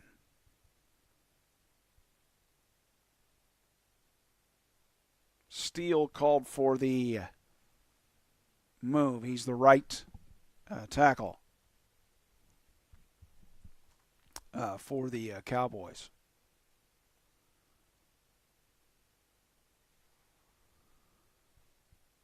Third and 16. They converted a 3rd and 14 earlier. This play at the 19 of Pittsburgh, though. 2 wides left, 1 to the right. They're going to just hand it off. And that to the fullback. That's kind of a weird call on a 3rd and 16. What is that? Strange.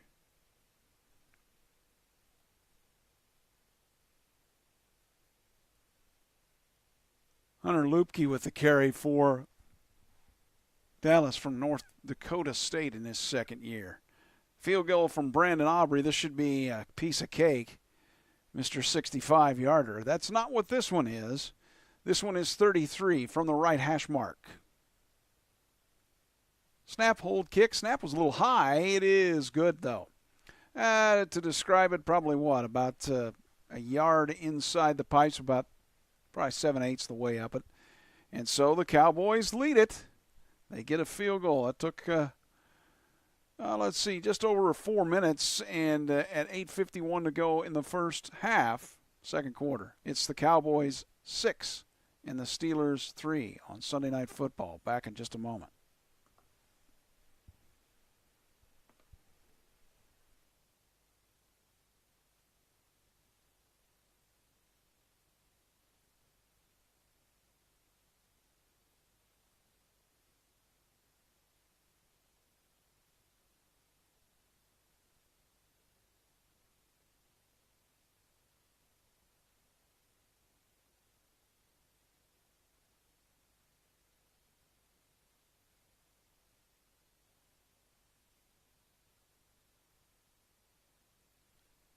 Showing Tyler Guyton walking off to the locker room. So the offensive lineman might be out for a while for Dallas. I don't know if he'll be out of the game or not. Obviously questionable. The kickoff now from Aubrey, 2 yards deep, and down in the end zone by Calvin Austin III. Steelers will begin at their 30.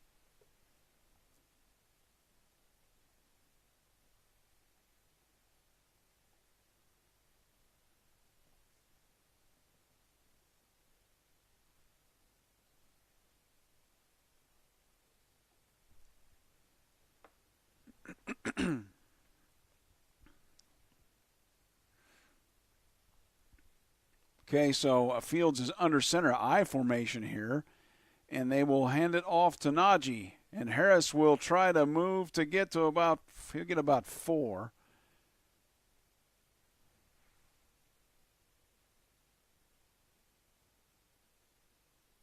Eric Kendricks on the stop for the Cowboys. Kendricks, by the way, if I remember right, looking at the stats, leads the team in tackles, both both solo and assisted total. Steelers now 2nd and 6. Under center is Fields. He hands right to Harris. Harris will get the first down. Tackled by Wilson out there for the Cowboys. So gain of about 6 for Pittsburgh, and they have a 1st and 10 at their own 40. 8 minutes to go first half. Cowboys lead at 6-3. Game of field goals to this point. After the rain thunderstorm in Pittsburgh that delayed this game. 2 wides tight left, 1 right. Single back is Harris. Under center is Fields. Hands it to Harris, and he'll just push forward in the middle of the pile for what, 2 or 3? That's about it. 2nd and 7.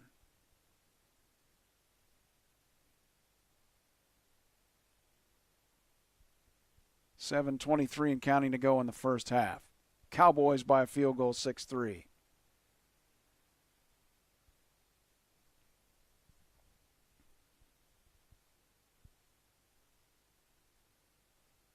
Fields is in shotgun for this one on 2nd and 6 at their own 44. Fields is going to keep it, run right, try to get around the end, and he will get close to the first down, but he's short. Shanklin on the block outside, and now there's a little bit of tussle on the sideline. Shanklin really put a great block out there. And I don't know exactly what transpired there. We didn't see it. There was a little bit of shoving after that, after Shanklin put the guy in the turf on the sideline, and I wasn't able to see who it was for Dallas. 6:34 to go in the first half. Cowboys by a field goal, 6-3. It's 3rd and 1 for Pittsburgh. They got to get to the 50, just over the other side of the 50. Very tight set with a tight end right, 1 wide left. Play action, Fields will run for it. Oh, I don't think he got there. He got blistered right at a yard short. And let's see, who hit him initially? Trying to see if they, after they unfolded everybody, Chauncey Golston. 6'5", 268, defensive end out of Iowa. Man, he just absolutely put the stick on Fields. He looked like he was going to get the first. There was a helmet-to-helmet contact, not going to be called when it's a running play. Both players appear to be okay. 4th and inches, Steelers will go for it near midfield, down 6-3 with 5:33 to go and counting in the first half. On this 4th and inches play, Steelers have a tight set. Freiermuth is left. 1 wide is tight left. And Harris, the lone man in the backfield, Fields under center. Tush push is a first down. Freiermuth helped to shove Fields forward. The play that I wonder, the rugby scrum play, I wonder if it will be made illegal at some point. It just seems like it's when some major player gets injured doing this, I think it'll be pulled. I don't mind the play. It's just it makes me think that someone's going to get hurt bad at some point with it. Steelers get the first down. They are at the 49 of Dallas. 1 wide, tight left, 1 right. Going to hand off to Harris out of the shotgun. Boy, he fields for quite a few yards and about 7. Mozzie Smith, the defensive tackle, makes the play for Dallas. There's been talk about Smith maybe being a bust in the draft. He has come around the past few games. People think, well, maybe he's finally going to be the guy that they drafted. Smith out of Michigan, second year. Steelers in a tight set on 2nd and 4 at the 43 of Dallas. With Najee Harris in the backfield, single back, and Fields came out from under center, handed off. Wheat on the tackle immediately. Kendricks is in there as well. It didn't do a thing. Tyrus Wheat, the defensive end out of Mississippi State. 3rd down now and about 4 again for Pittsburgh. 3:40 to go. It's actually 3rd and 5. They lost a yard. 3:35 to go in the second quarter and counting. Dallas 6, Pittsburgh 3. Shotgun now with 2 wides left, 1 right on the 3rd and 5. They got to get to they're at their 44, got to get to the 39. Back is right, and that's Shanklin. Throwing, nope. Fields comes to his left and throws left and into traffic at the 15 on the sideline. Pickens. And on the coverage, whoever was there, Lewis was on the coverage for Dallas, and he was right there. There was not much of a chance to complete that. Steelers will do what? Will they kick a, long field goal? I'm kind of thinking not.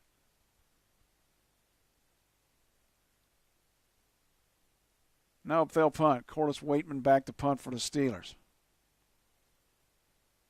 Stands at his own 41, and there's a flag. Snap would come from the Steeler 44. False start on the Steelers.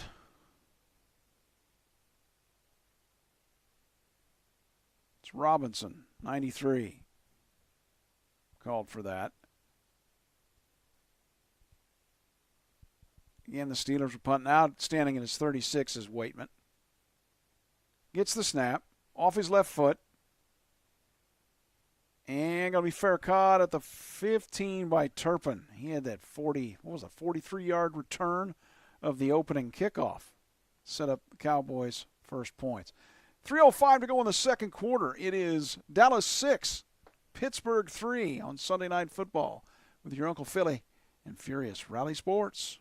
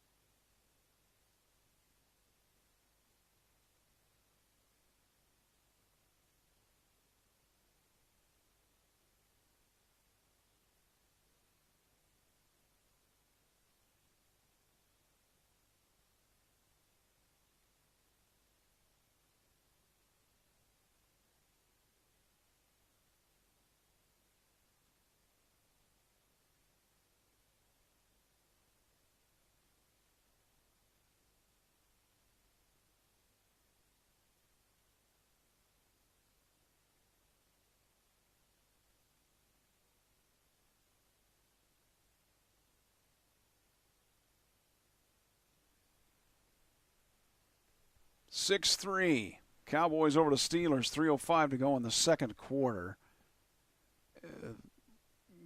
Is the field conditions affecting the score? Maybe a little bit. I think both defenses have been playing well. Both offenses have looked I don't know. If I was giving both offenses a grade of A to F, C+, B-, probably more of a C+ for both of them. Steelers were not able to convert a fumble by Dak Prescott as they were driving in the Steeler end on a sack fumble by T.J. Watt and Nate Herbig. Herbig recovered it. Again, didn't work, and so here we are. The Steelers, Steelers weren't able to get any points out of that. 3 field goals. Dallas leading Pittsburgh 6-3. Hang in there a minute.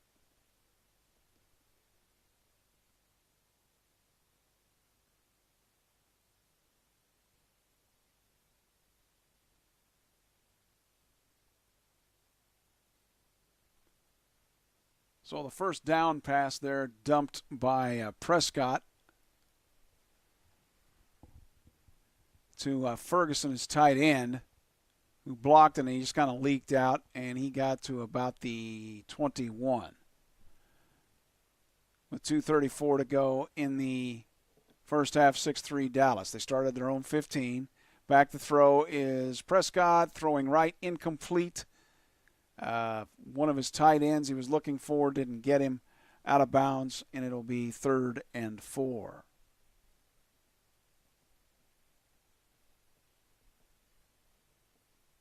Writing down some info about the game here. Hayward was in there on the pressure that had Prescott rolling to his right. So on the 3rd and 4 here, let's see what the Cowboys do in their own end. Converted a 3rd and 14 earlier in the game. 3 wides left, 1 right. Back is right. At the 21, their own.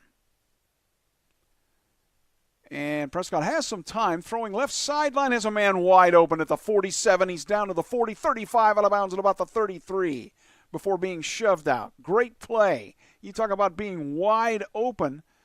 There wasn't anybody there. I don't think any closest receiver or closest defender might have been in Philadelphia.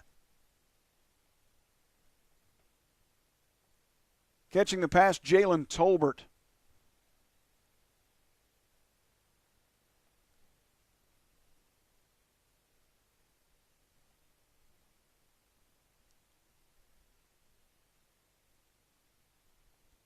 That was for 48 yards, and we are at the 2-minute warning. It's Dallas 6, Pittsburgh 3, and Dallas is in business at the Steeler 31. Back in just a moment on Furious Rally Sports.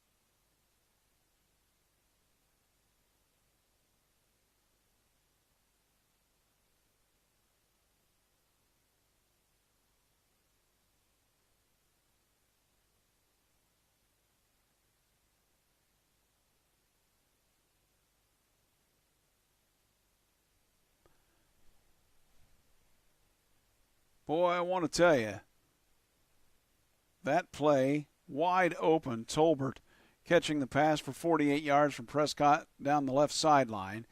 And Dallas is in business after that 3rd and 4. They're at the Steeler 31, 2 wides, right, 2 left. Back is right of Prescott. That is Dowdle, and he will get, I'm not sure how many he got there, DeMonte Casey on the stop for the Steelers. Got about 6, I believe. Back to throw real quick. He's going to throw to Dowdle. He's going to get the first down. Wilson on the tackle from his linebacker position for Pittsburgh. It's Patrick Wilson.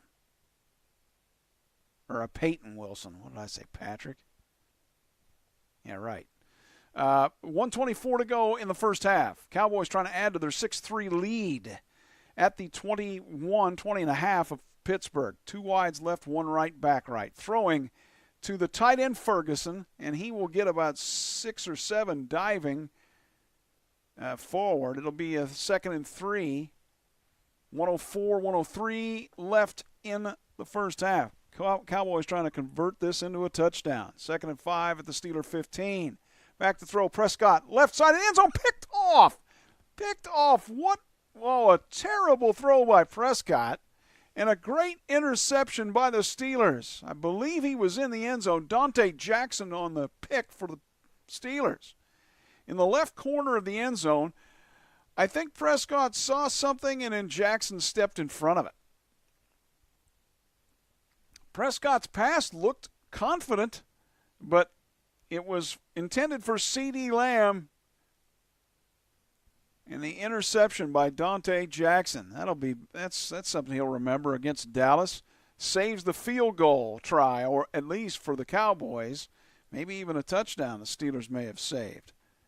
We are under a minute to left in the first half. It's Dallas 6, Pittsburgh 3. Let's see what the Steelers can do with it as we head for the end of the second quarter on Furious Rally Sports and Sunday Night Football.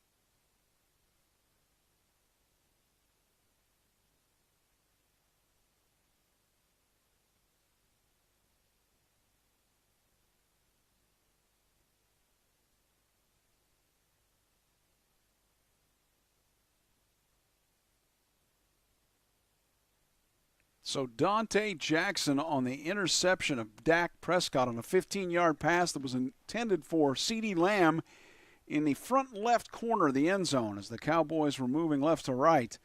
And that costs the Cowboys. They still lead it, though, 6-3.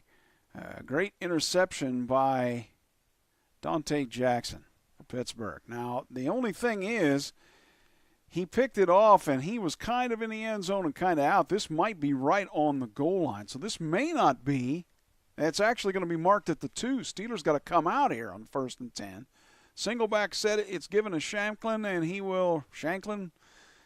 Maybe I should just call him Shanklin and leave it at that for now, because I've heard several pronunciations. He didn't get a thing, apparently, 2nd down. And Dallas calls their second timeout of 3, so they want the ball back.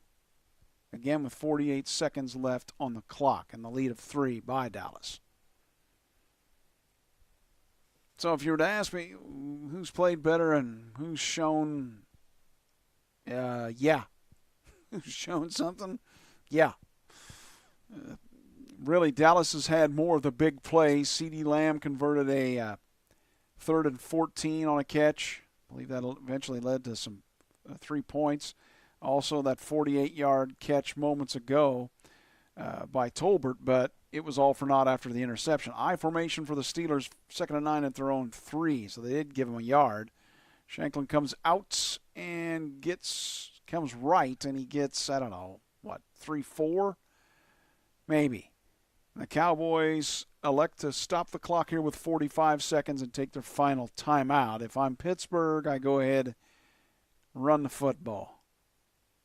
Get out of this quarter. You're down 6-3 at halftime. Not that you always want to play conservative, but you have to keep in mind, you're back deep in your own end. Shanklin played at Harvard 2017 to 2021. So how's that? Now he's playing for the Pittsburgh Steelers. How happy can that guy be? He gets to always say that he played for Pittsburgh, played in the NFL. 3rd and 6 from their own 6, and the carry goes to Shanklin again. Shamplin. Again, I've heard several pronunciations of that. It is 4th down. They're short 2 yards. And the clock will spin down. There's 2 seconds difference on the play clock and the game clock. The Steelers will have to call timeout and then punt the ball away, I assume, unless you... What could you do here? I guess you could go ahead and... No, I'm sorry. It was the other way around. The play clock was actually more than, so the play will end here at the end of the second quarter. So, at the end of 2, we go to halftime. It's the Steelers down at home to the Cowboys, 6-3 on Sunday Night Football with Phil O'Neill and Furious Rally Sports. I'm going to take a little bit of a break, and we'll be back and talk about the halftime stats in just a moment, okay? Just a few.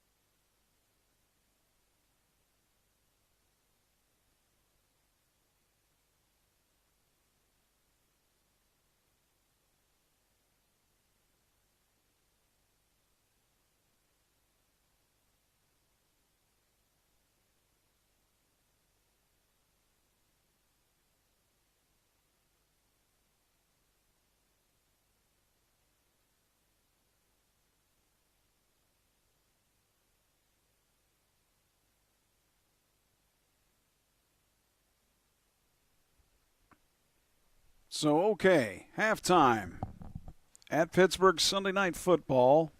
Cowboys lead it 6-3. The hour and 25-minute thunderstorm delay in Pittsburgh, and that's why we're only at halftime here. Let's go over the scoring real quick.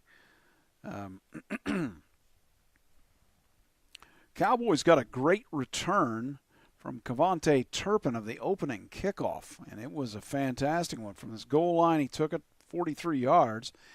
That set up with 12:35 to go in the first quarter. A 55-yard field goal from Brandon Aubrey, and the Cowboys led it 3-0.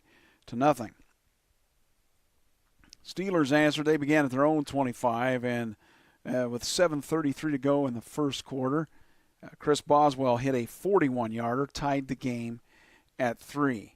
Back and forth a little bit then as we got into the, at the end of the first quarter, interesting play. Forgot about this one. I didn't forget about it. I just had it written down here. It's a little screwy. But at the end of the first quarter, Dallas was trying to catch the Steelers a little off guard on a third down as the clock was spinning. It looked like Dallas may let the clock run out and start from the other end on the third down play to begin the second quarter. Instead, they tried to go for it Prescott was sacked by T.J. Watt and Nate Herbig. The ball came out. Herbig recovered. So that Cowboy scoring opportunity went awry.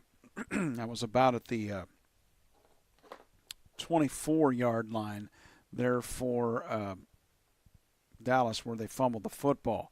Steelers didn't do anything with it, though, on that next drive, and that was kind of big because with 8:51 to go in the second quarter, Brandon Aubrey hit a chip shot for him, 33-yard field goal, right? That's the length of the extra point now. And that gave Dallas the lead 6-3. Dallas was moving the ball quite well towards the end of the second quarter. They began on their own 15. They got down to the Steeler 15, under a minute to go in the first half, and Dak Prescott stepped back to throw. He threw for the front corner of the end zone for CeeDee Lamb, but in front of him was Dante Jackson, the safety, and he made the pick, and that's where we ended the first half. Cowboys leading the Steelers 6-3. Let's go over some stats here, and we'll do that here in just a moment. Dak Prescott, 15 of 20 for 188 yards. So a pretty efficient first half for him. I said that, nobody looked like they were lighting it up on fire, but they lead at 6-3, so there you go. As far as catching the ball, who leads? 5 for 20. Rico Dowdle on the catches. Let me correct myself. That's the rushing. Let me go to the receiving. CeeDee Lamb has 4 catches for 53 yards, a long of 27. Jalen Tolbert, the long of 48 that set up that drive as they were heading down to the 15 towards the end of the first half. And he had 2 for 52. Jake Ferguson has 3 catches for 39 yards. Cavante Turpin, 3 for 16. Revan Spanford, 1 of 13. And Jalen Brooks has 1 for 10. Rico Dowdle, 1 for 5. Let's go over to rushing real quick. Cowboys really aren't into the rushing game a whole lot. They don't, a little bit here and there to keep other teams honest. Their passing game is more of a short passing game to keep, that's kind of their running game. Rico Dowdle has 5 carries for 20. Hunter Lupke has 1 for 4 at the fullback position. Ezekiel Elliott, it's pretty obvious to me, it's the days are numbered for Zeke, aren't they? They weren't once. 2 carries for 3 yards. CeeDee Lamb has 1 carry for a couple of yards, and Cavante Turpin has what did they do to reverse, and he lost 6. For the Steelers, Justin Fields, not much, 4 of 9 for 35 yards. Rushing the football, Najee Harris, 8 for 27. Fields has 4 carries for 20. Aaron Shamplin, 4 carries for 14 yards, and Jonathan Ward has 2 for 9. Of course, receiving, obviously, with Pittsburgh, they wouldn't have a whole lot, would they, because of the fact that, Fields is 4 for 9 for 35. Najee Harris, 1 for 15. George Pickens 1 for 8, Connor Hayward 1 for 7, Darnell Washington 1 for 5. Not much of a passing attack for the Steelers, but they're still in this one, down 6-3. Go to the team stats. First downs, Cowboys have 8, Steelers 7. The third down efficiency for the Cowboys, 2 of 6. Pittsburgh 1 of 7. They've ran about the same amount of plays, 31 for Dallas, 30 for Pittsburgh. Here's the telling stat. Total yards, 202 for Dallas, 89 for Pittsburgh. So not been much for the Steelers. 179 passing. Yeah, well, there you go. 23 yards rushing for Dallas, 70 for Pittsburgh. Time of possession, it's actually Pittsburgh, 16-11 to 13-49. But again, Dallas, really, if I start to think about this, Dallas had more of was dictating play more and had opportunities down there in the red zone. But two mistakes, the Dak Prescott fumble on the sack, rather, I should say, and then also, which they didn't get any points off of, and then the interception towards the end of the half as they were driving in towards the Steeler end zone. So a 15-yard interception. So there we have it. Dante Jackson made that pick, and that's why the Steelers are still in it thanks to their defense. And I've said all along this season, so goes the Steeler D, so goes Pittsburgh. The offense is meh. I give the offense, for the Steelers to this point, a C-, maybe a D. Cowboys, I'd say, now, probably a B, B-, just because of the fact that they've turned the ball over and could have more points on the board. So 6-3 at half. We're coming up on the kickoff here in just moments on Furious Rally Sports. It's Dallas by 3. Back in just a few moments.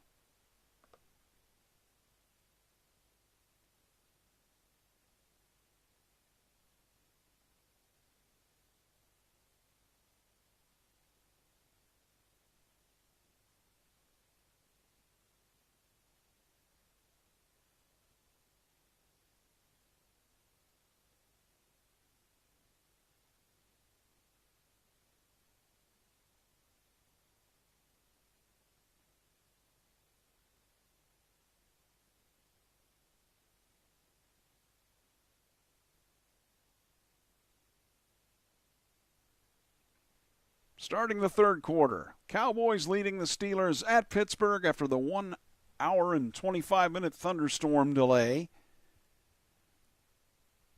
6-3 Dallas over Pittsburgh. Not much on the numbers for Justin Fields. 4 of 9 again for 35 yards. Dak Prescott, though, 15 of 20, 188. But the turnovers, ouch. That's why the game is still 6-3 and Pittsburgh in it. That's what happens when you play at home. Steelers are probably hoping to survive until they get to the fourth quarter and Styx's Renegade gets played to fire up the crowd and the players. Otherwise, I don't know. The field in good shape after the thunderstorm, though. I haven't seen a whole lot of players slipping and falling. Although one player, Guyton, offensive lineman for Dallas, was carted off. I've not seen any more information in regards to his situation. I believe he was questionable, but I haven't seen any more information regarding. Now the kickoff from Brandon Aubrey, going to be taken at the 3, and coming right to left is Shanklin, and he gets up around to the 28. That's where the Steelers will begin as we start the third quarter.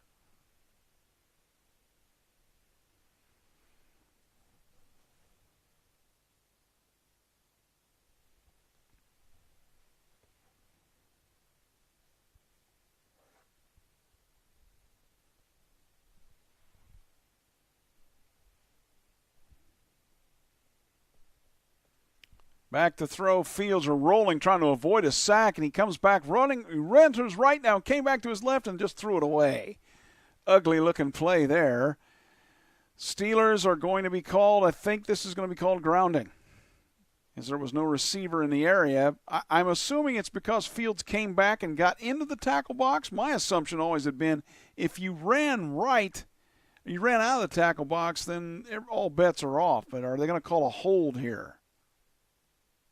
Oh, no, it's a helmet-to-helmet shot on Fields after he threw the football, and it is a big one. Tyrus Wheat on the hit. He did. He hit him up around the shoulder head area. Some folks would say, do they play football anymore? Yeah, it's a pretty dangerous place to hit somebody. So that moves the ball to the 43 after that penalty. Their own 43.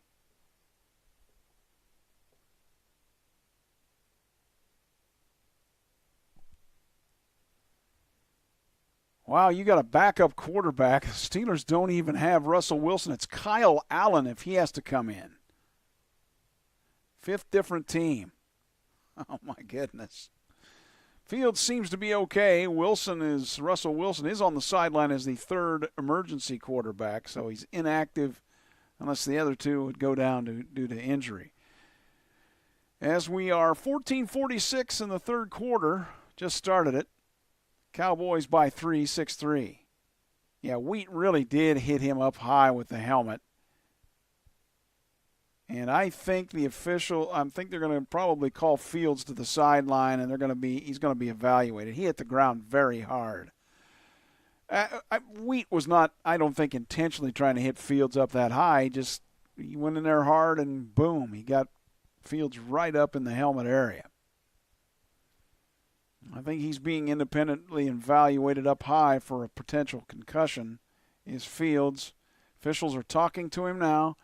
He seems to be alert in the huddle, so I guess we will continue play. Fields being okay. What day is it? October 6th, 2024.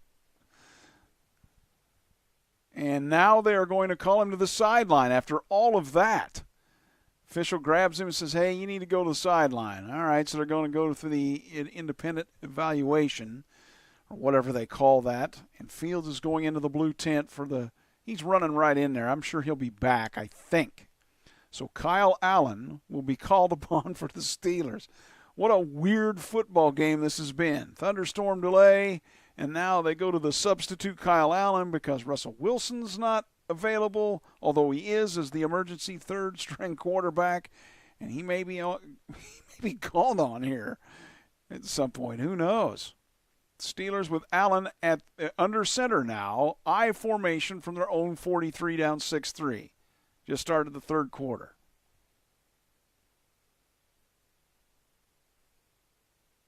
Allen will hand off left, and that is Najee Harris for about 6.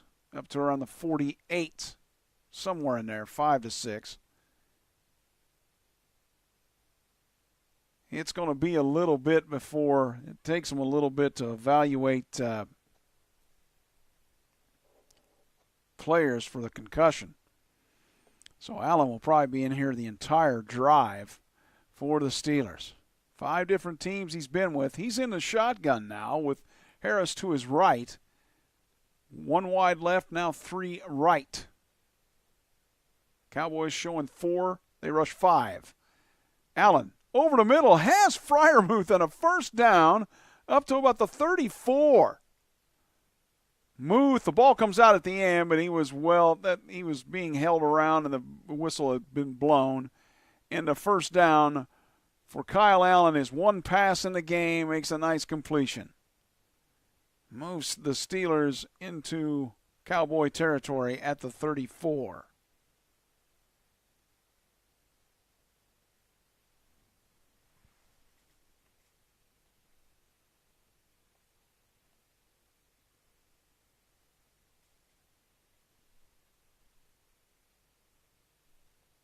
Now 3 wides, right, 1 left, back right, and throwing right is Fields. He came back in, and a gain of about 6 on the play.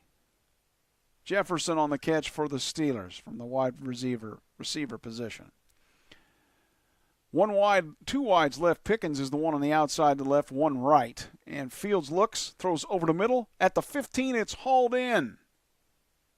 That again is Jefferson on the catch for the Steelers and a first down. Pittsburgh's best drive of the game. At the Cowboy 15. After Fields got blown up, checked for a concussion, he's okay. 2 wides left, 1 right. Play action to Harris. The throw right to Freiermuth at the 15. Nope. Immediately hog-tied, if you will. Great tackle out there on the solo of the solo variety by Donovan Wilson. 2nd and 11 for Pittsburgh.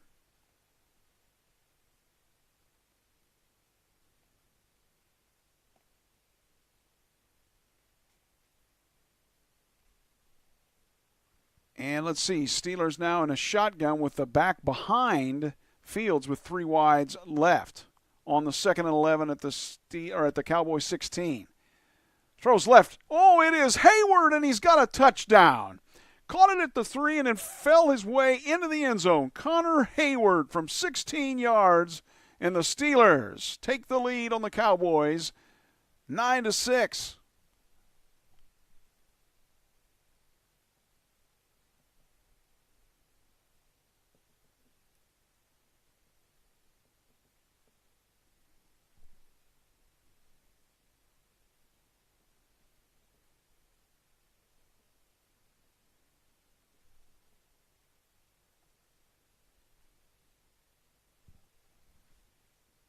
And the extra point from Boswell is moving left to right, but it is good. Got just inside the right upright as it moved left to right. Connor Hayward on the touchdown of 16 yards. And the Steelers lead it now 10-3. We'll be back.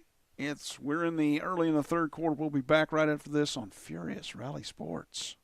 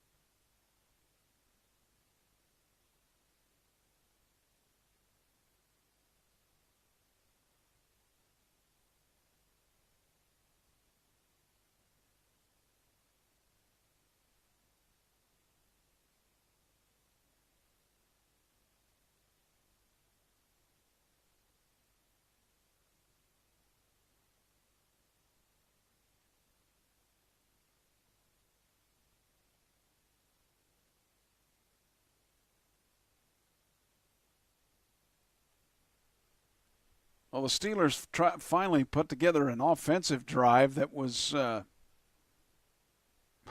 ends in a touchdown. Thanks to a penalty from Tyrus Wheat, and that it was a penalty that it could have happened to anybody. But what happened on that, the Steelers started at their own 28. That started the third quarter, and basically what ended up happening was Fields went back to pass. He rolled his right, came back to his left, and went to throw it away, and Wheat blew him up, hitting him up in the helmet head area, chest area. It was helmet to helmet, 15 yards. The Steelers maintained the football.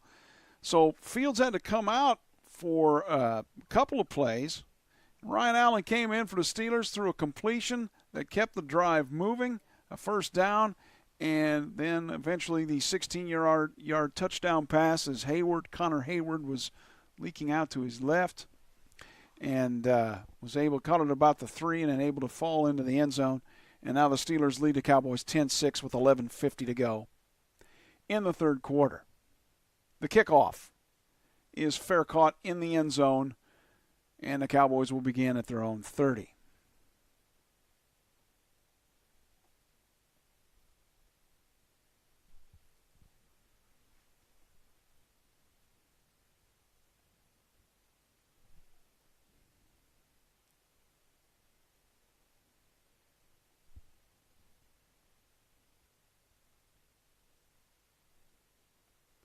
First and 10 from their own 30 for Dallas. Offset I is right, 1 wide, tight right, 1 left. Prescott steps back a little bit, gets a first down throw, or very close to it. Right at the sticks near the left hash marks for Jalen Tolbert.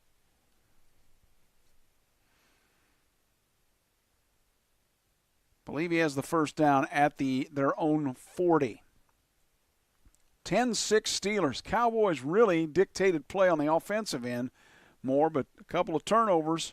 And now in the first half, they didn't get any points or get points when they needed them. And now a pass over the middle to the tight end, Ferguson, incomplete, 2nd and 10. And that's why the game was 6-3 at half, and the Steelers able to go down and get a touchdown of 72 yards on their drive. Fitzpatrick was on the coverage of Ferguson, right on him. Had his hands on him a little bit, but not something that they're going to call, I don't believe. The single back carry, this time to Ezekiel Elliott. Not bad, about 5. Will be third down and about 5 for the Steelers. Seeing Ezekiel Elliott out there wearing 15. In the twilight of his career, but hey, every once in a while you can give somebody a play, right? They're at their own 45 now. 3rd and 5, fullback is left out of the shotgun with 3 wides right, 1 left. Back to throw Prescott. Deep middle, has a man, Turpin, wide open at the 20. Great catch. Fantastic. Right in the seam of the defense in front of DeMonte KZ, and a 1st and 10 Cowboys at the Steeler 20. Fantastic throw.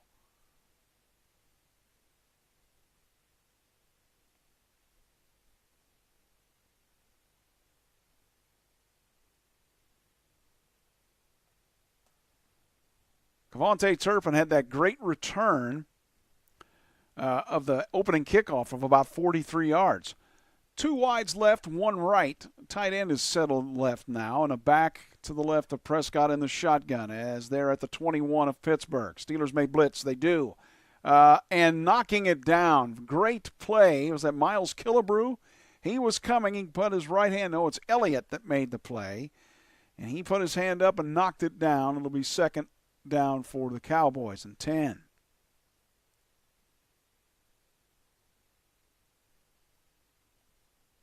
Deshaun Elliott for the Steelers made the play. Get your hands up if you can't get there. And that's exactly what he did. Jumped up, knocked it down. 2nd and 10 at the 21 for the Cowboys. At the 21 of Pittsburgh. 2 wides right, 2 left, back right. And going to throw? No. He was thinking about throwing to Elliott and sacked by Watt and Herbig. But there is a flag here. This could be a hold on Dallas. The Steelers will decline this. It is a hold. Number 73, I saw the official, Tyler Smith called for the hold. Actually, it may have been 78. No, I think it was Tyler Smith on the left side trying to hold Herbig out. Steelers get there. It may be Watt credited with most of the sack. 3rd and 17 for the Cowboys. Trips left, 1 wide right, back right. Steelers rush 4.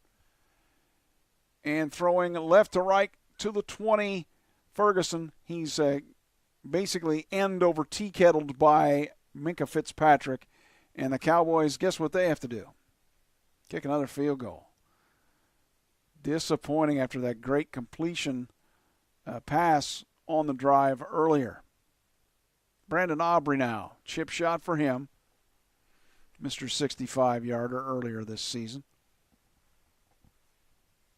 Middle of the field from 38 yards. Middle of the hash marks. The snap, the hold, the kick.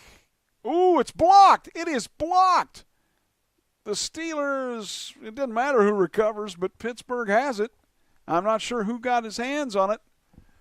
But Aubrey is blocked from 38 yards. That is big with 8:44 to go here in the third quarter.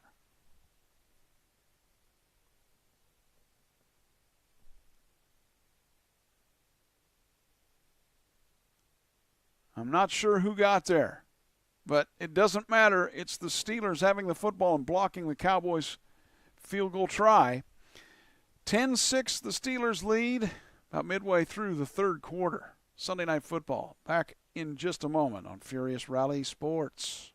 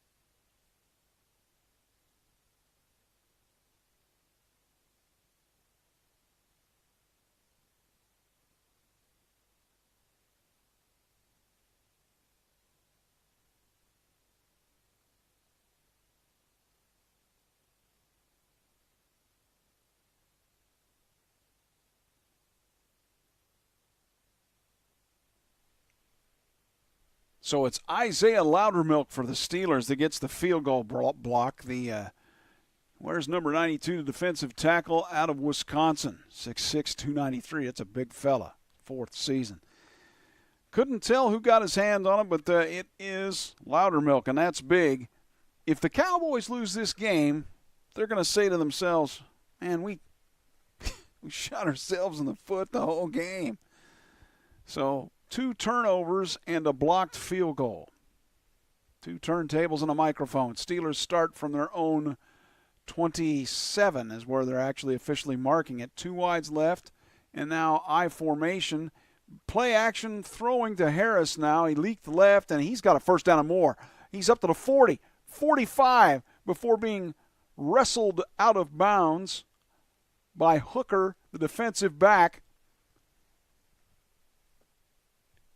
And that is a gain of 25 on that play.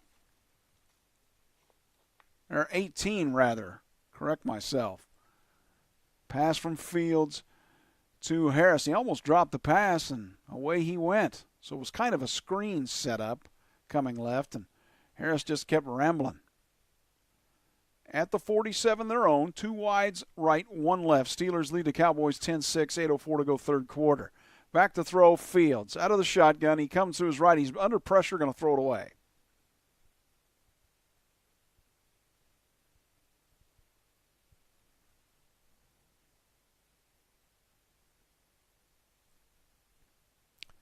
(10-6) Steelers over the Cowboys after the thunderstorm of hour and 25-minute rain delay, storm delay. Again, 10-6 Steelers, 7:56 to go in the third quarter. Fields and shotgun. 2 wides right, 1 left. Throwing right. It is Calvin Austin, the third, for about, appears to be about 6.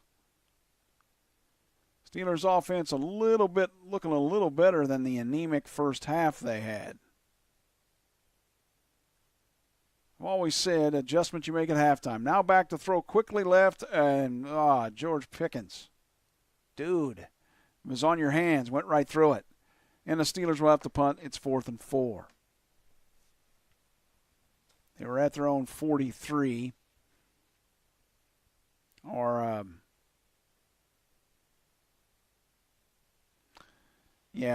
me correct myself here.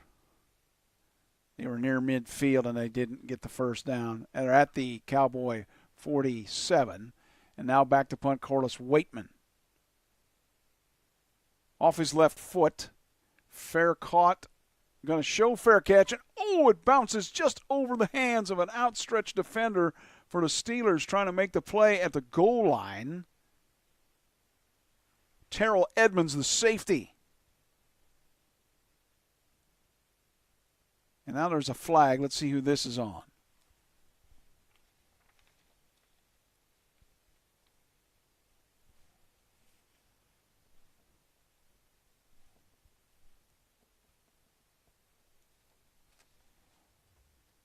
Well, anyway, we will figure that out, and when we come back, I'll let you know. Steelers lead with 7:23 to go in the third quarter over the Cowboys, 10-6 on Sunday Night Football and Furious Rally Sports.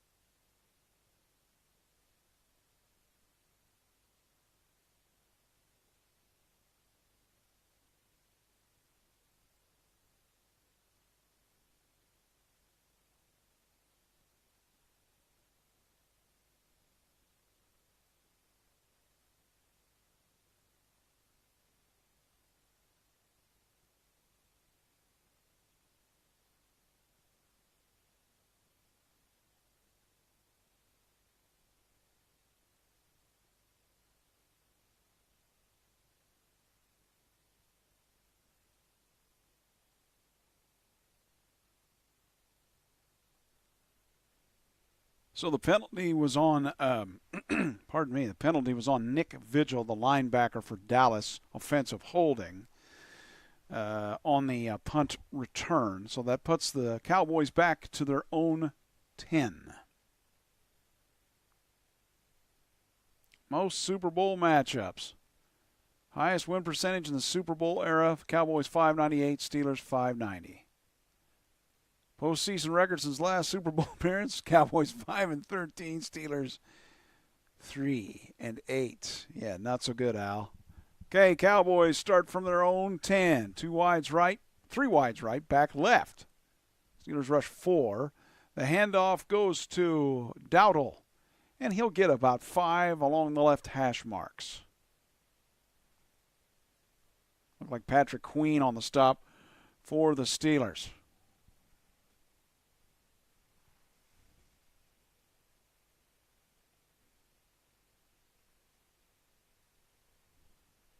Again, 10-6 Pittsburgh, 6:56 to go in the third quarter.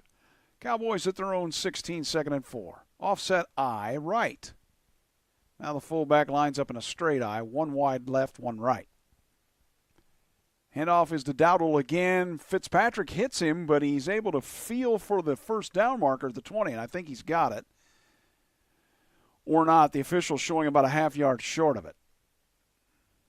Patrick Queen kind of finished that one off for the Steelers. It's at the left hash mark as the Cowboys move left to right. Going to be third and about a half yard.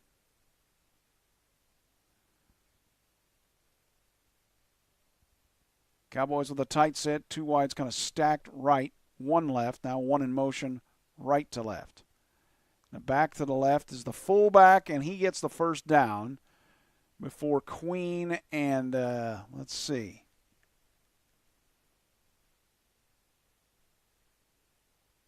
Montravius Adams make the stop for, it's Lupke, the fullback, that made the run. He got the first down, gain of about 2. So many great players in the Cowboys and the Steelers from the 70s. So many of them in the Hall of Fame. 3 wides, right, 1 left, back left, and then throwing quickly CeeDee Lamb. It's incomplete, kind of a ground ball throw in front of Peyton Wilson. And incomplete second down for the Cowboys and 10. Steelers leading at 10-6, 5:34 to go in the third quarter.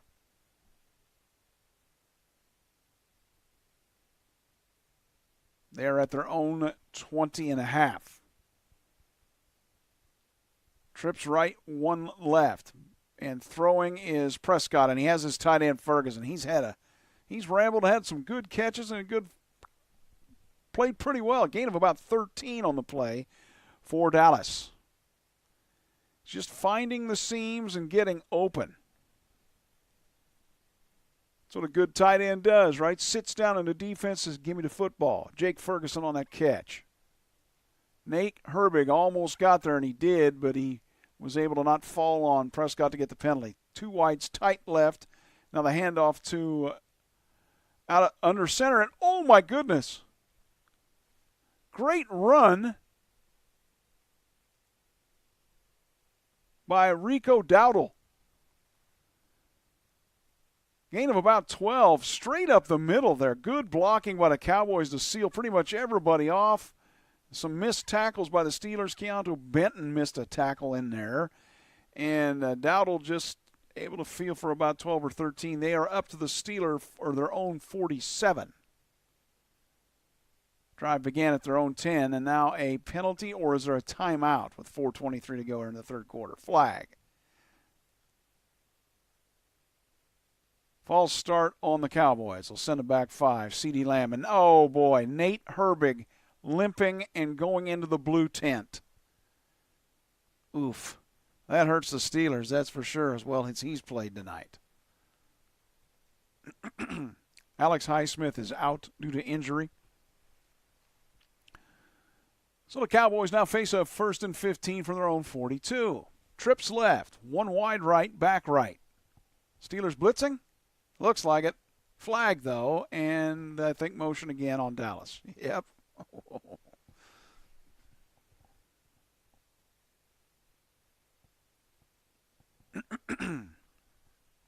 It's TJ Bass called for that, number 66 for Dallas.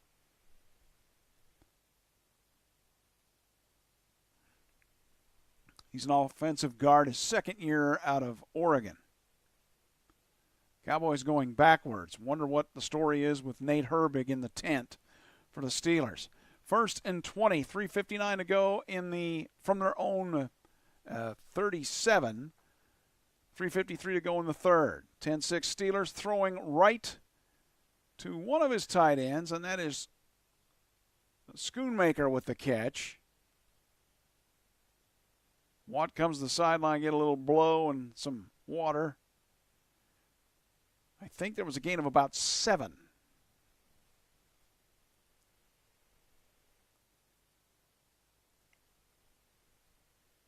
Yeah, it's officially a gain of 8. 2nd and 12 at their own 45. 2 wides left, 1 to the right. And back to the right of Prescott in the shotgun. He throws to the right. Porter on the coverage of Tolbert. And it is a gain of about 5, so it's 3rd and manageable for Dallas here after the, first and 20. It's now 3rd and 5 with 2:58 to go in the third quarter, and the Steelers leading the Cowboys 10-6.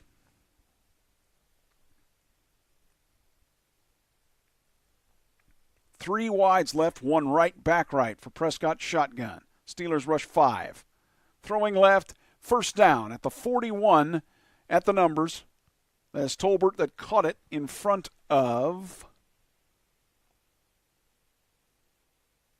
Dante Jackson, the guy that had the interception back in the first half of Prescott near the end zone.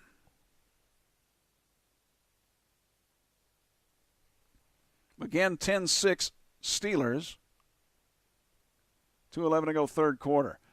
There's one wide left, one right, and throwing. No, he's going to come to his right. He's in trouble and throws to the sideline. What a catch at the 24. Oh, it's called incomplete. Who made that? That was almost a fantastic catch. The Cowboys might want to look at this. No, I guess not. It hit his hands and then hit the turf. That's Brevin Spann-Ford. Boy, that would have been a fantastic catch if he'd have made it. Now Herbig is going to the locker room, limping on that right leg. Oh, that is disappointing. Two wides right, back left for the Cowboys at the Steeler 41 on the 2nd and 10. And Dowdle will get the carry. Rico gets about, I don't know, he didn't get a whole lot there. See what the official mark is in just a second.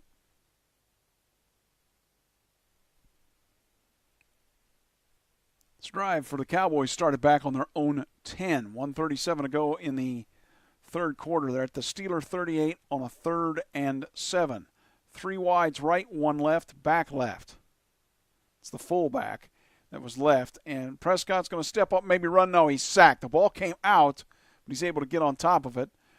Hayward on the sack for the Steelers. I don't know if it was so much as a sack as he basically made a tackle as Cameron Hayward did of Prescott. Now, wait a minute. There's a flag. Holding on the defense. Beanie Bishop on the hold, defensive back. Let's see who he was holding.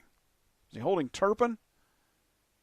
Indeed he was. He kind of grabbed a hold of him with the left hand and slowed him down enough to where, yeah, they're going to call that if they see it. Prescott kind of fell down on his own. It wasn't really so much a sack. It would have been credited to Hayward. But so that's a 1st and 10 for the Cowboys at the 33. Going to hand it of Pittsburgh. They hand off to Dowdle. He'll get to the 30. Several Steelers in on the stop, including Montravius Adams for Pittsburgh.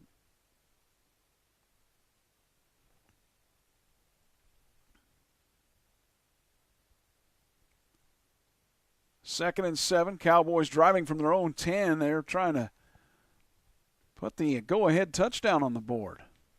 Steelers leading 10-6. 43 seconds and counting left in the third. Tight set, two wides left. One is stacked in between the tight end. Now he moves right. So two wides left, one right, and the handoff is to Dowdle. And he is short of the first down. Minkah Fitzpatrick grabs him around the ankles. He's short by about 1.5 yards. So it'll be 3rd in that, as they're deep in the Steeler territory are the Cowboys.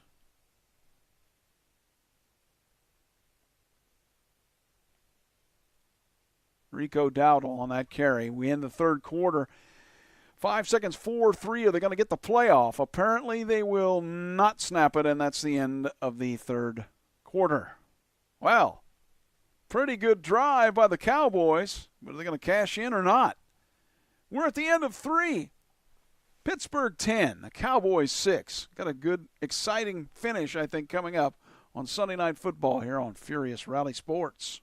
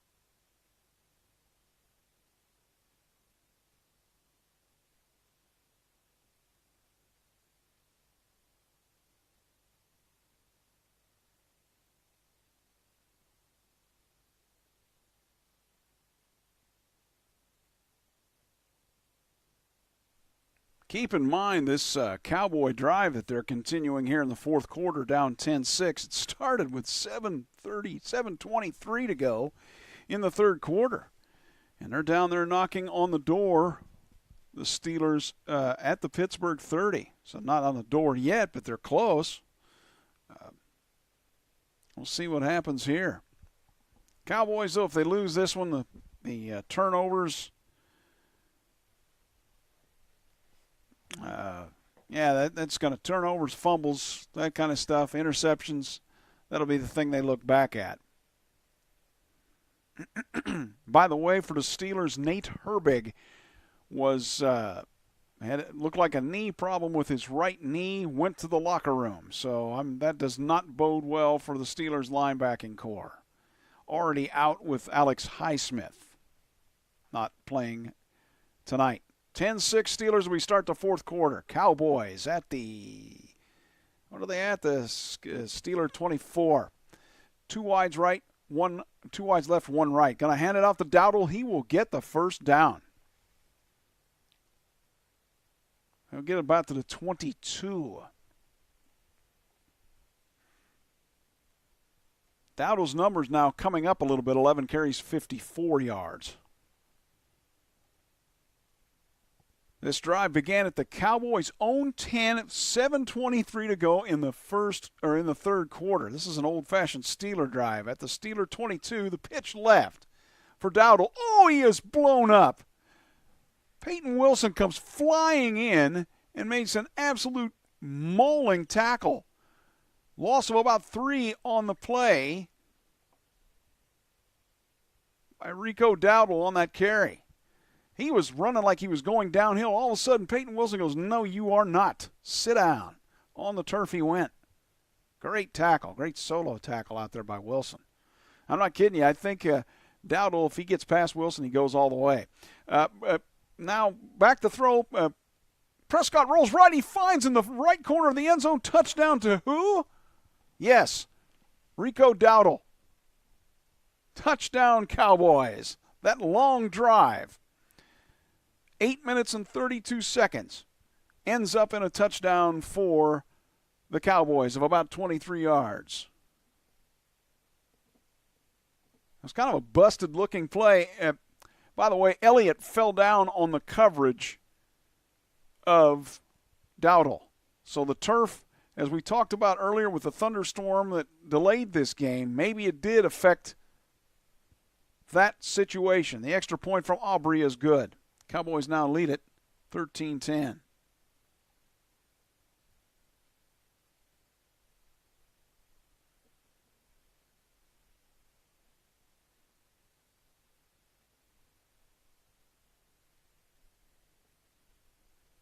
Writing some notes down here.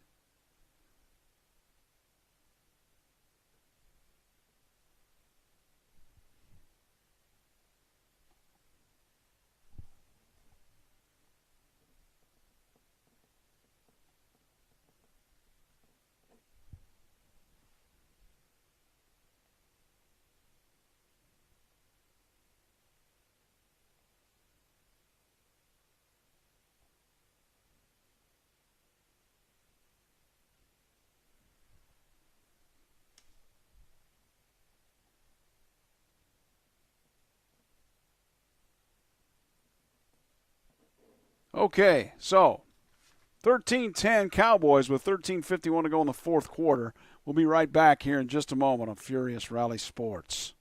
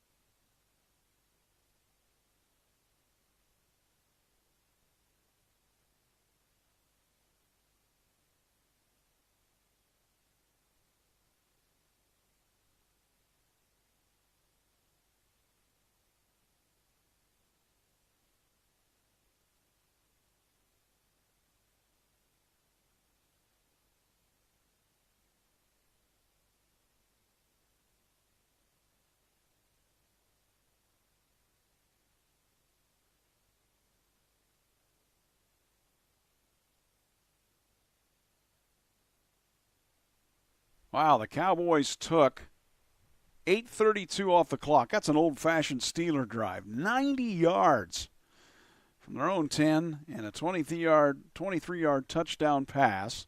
Kind of looked like a busted play as Dak Prescott was leaking left to right, leaking out of the passing pattern, and then Elliott, the defensive back for the Steelers, fell down. Rico Dowdle, a running back, in the front, I should say front right corner end zone. I think I said left. He was able to make the catch, and the Cowboys lead at 13-10. Here's the return from Shanklin. He gets up to about the 15, as Mr. Shanklin. Good job.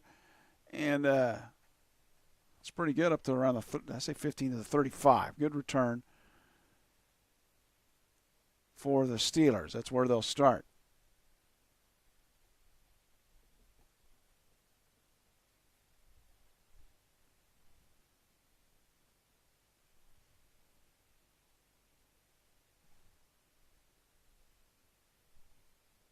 .45 left in the game. Cowboys up 13-10. A run left this time from Najee Harris down the left numbers. Gets about 5 up to the 40.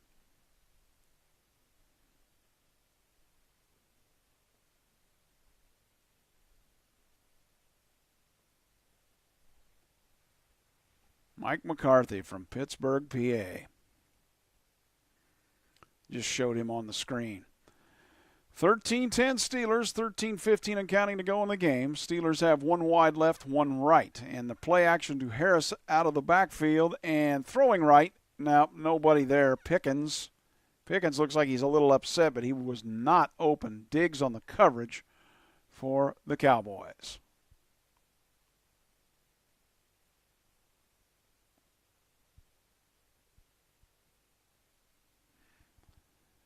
Showing pictures of Mike McCarthy. Well, Pittsburgh guy that ends up being a coach in Dallas. What do you know? 3rd and 5 for the Steelers from their own 39. 2 wides right, 1 left. Back left for Fields. And he's looking, and he's in trouble. He just throws it away into the line, and that's going to be, well, now are they saying that it's a fumble? Pickens recovers it. Up around the 45, their own 45 of Pittsburgh. I think that was a pass. It looked like the arm was moving forward.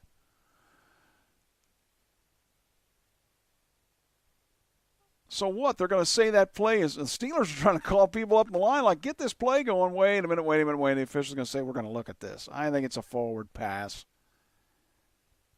Yeah, I think so. Hendricks, the linebacker, got his left arm on the right arm of Fields as Fields is releasing it, and it goes harmlessly into the ground, but Steelers and the Cowboys went aggressively after the football, and Pickens was able to recover it. He just happened to be down in there. Pittsburgh's going to have to punt here. Conte Turpin back to receive. Corliss Waitman will punt for Pittsburgh. 13:02 left in the game. Dallas leading 13-10 at Pittsburgh after the thunderstorm.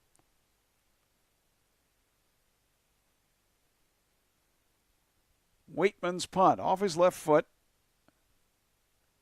Standing back around about his 25. It will go out at about the 15 on the near side. And that's where the Cowboys will begin. Well, they took it 90 the last time. They can take it 85 here. With 12:54 to go in the game, it's Dallas 13, Pittsburgh 10 on Furious Rally Sports. We'll see you in a sec.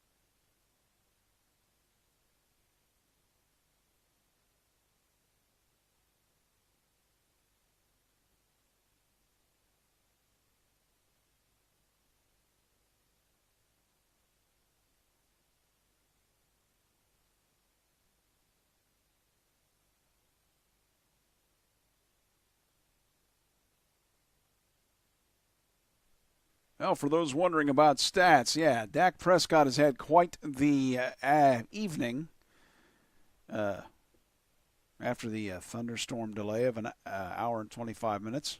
23 of 32 for 297. He has been picked, though. So in reality, the way this game has went, really you'd say the offense has dictated it more. The Cowboys have, although the Steelers have made some defensive plays that have kept Pittsburgh in this game. Dallas now has the ball with 12:54 to go in it, and they'll lead 13-10 when we come back for play.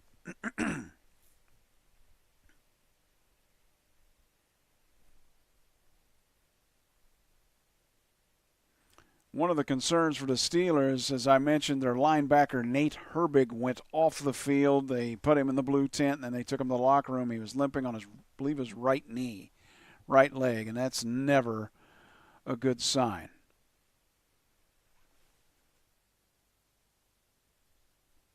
Snoop Dogg trying to rally the troops there. They must have played Styx's Renegade with 12:54 to go here in the game, trying to get the stop of Dallas.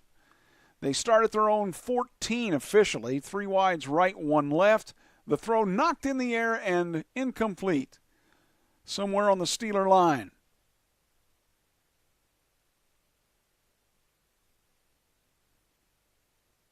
Not sure who got the mitts on it. Might have been Connor Hayward. No, it's not. It was Keanu Benton made the play.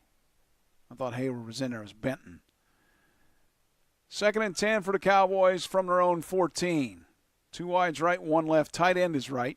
Back is to the right of Prescott. Handing off to Ezekiel Elliott. Gets about 5. It's around the 18. Well, we have a timeout here. I don't know who took that. Oh, injury timeout. That looks like a cramp. And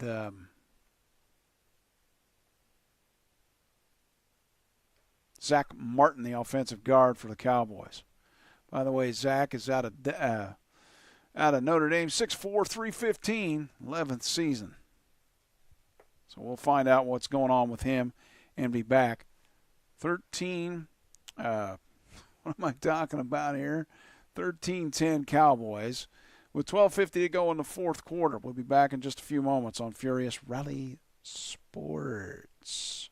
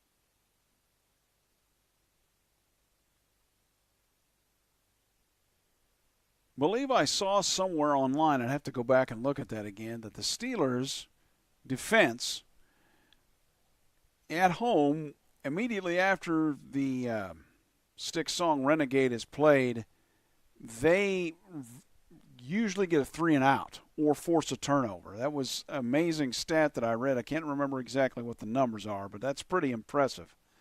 However, I would say this, now with this injury to the Dallas offensive lineman, this may take away from that momentum that the crowd had from the song. So it's 3rd and about 5 when we come back here for the Cowboys. They lead at 13-10 with 12:50 to go. They're from their own 18. So it's actually 3rd and 6. They got to get to the 24. Trips right, one wide, tight left, and a back left. They're going to pitch it left to Dowdle, and he's going to run for the first down and more. Get up to the 32. Great run by Dowdle. And the Cowboys on a 3rd and 6 get the first down. Great run by Rico Dowdle. Pitch left. I was like, I think the Steelers are going to stuff this. No, they are not. Absolutely not, they're not. Gain of about 15 on the play for Dowdle.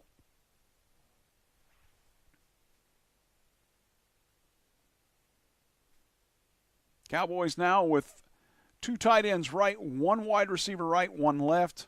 Ezekiel Elliott, the single back. Under center is Prescott. Play action to Elliott. Rolling right, dumps to the tight end.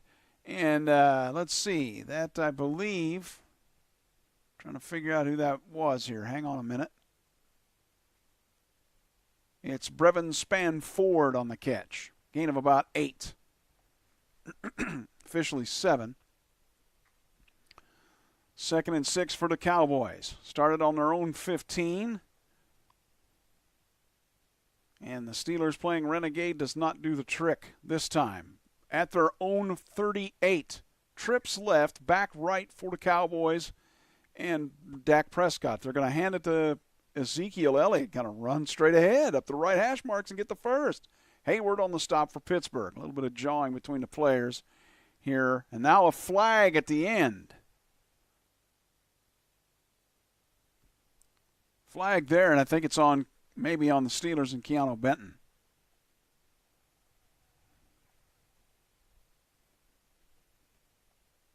And now the Steelers have a player down. And it's DeMarvin Leal.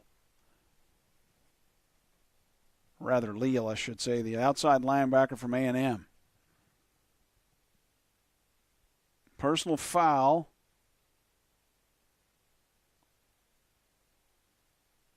It's on unnecessary roughness on Hoffman, the offensive lineman.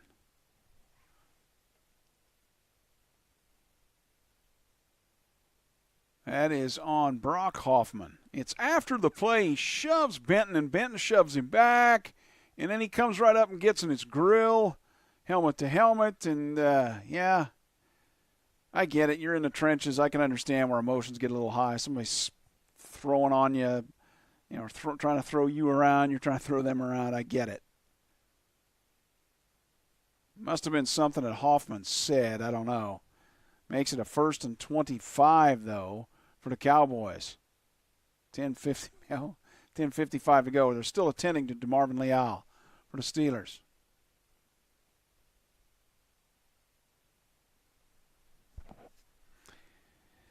So, 10:55 to go in the game. The Cowboys leading the Steelers 13-10. We'll come back and find out about that injury to Leal. We know about Herbig, that he is not going to be back for the Steelers. At least that's what I understand after that injury. I haven't seen him back. Knee injury, apparently. But we'll be back in just a moment to find out. Cowboys by 3 here in the 4th.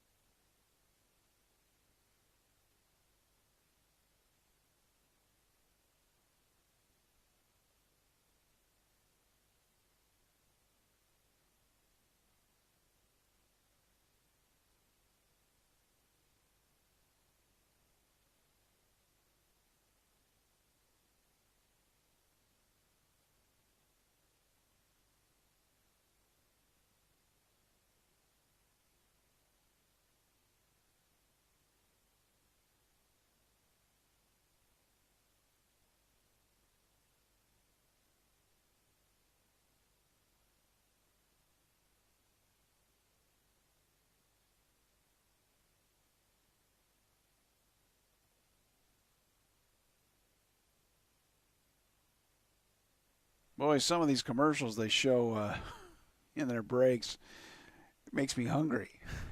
It's kind of hard to order pizza when you're busy doing some work, huh? It's your Uncle Philly. It's Furious Rally Sports with one of the weirdest games in NFL history as far as a weather delay in a long time. An hour and 25-minute weather delay to a thunderstorm complex that passed through the Pittsburgh area. And so that's why we are, it's 12:21 out there on the East Coast.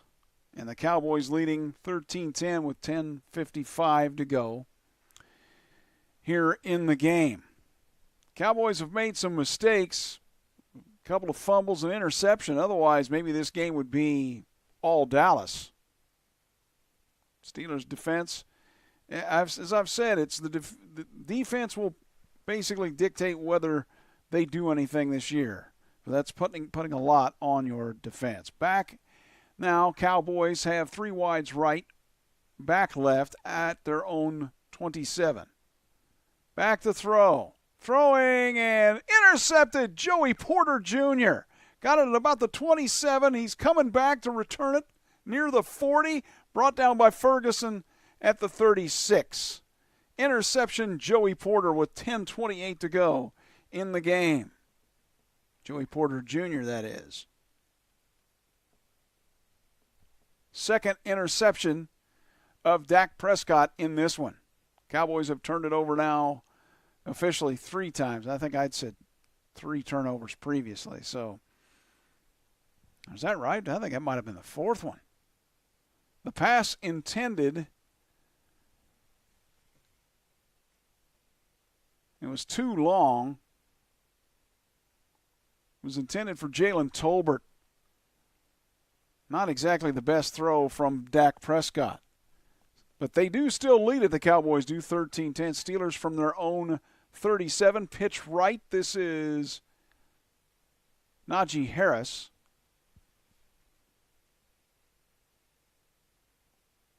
He gets about 3 on that. 10-12 to go in the game. Cowboys 13, Pittsburgh 10.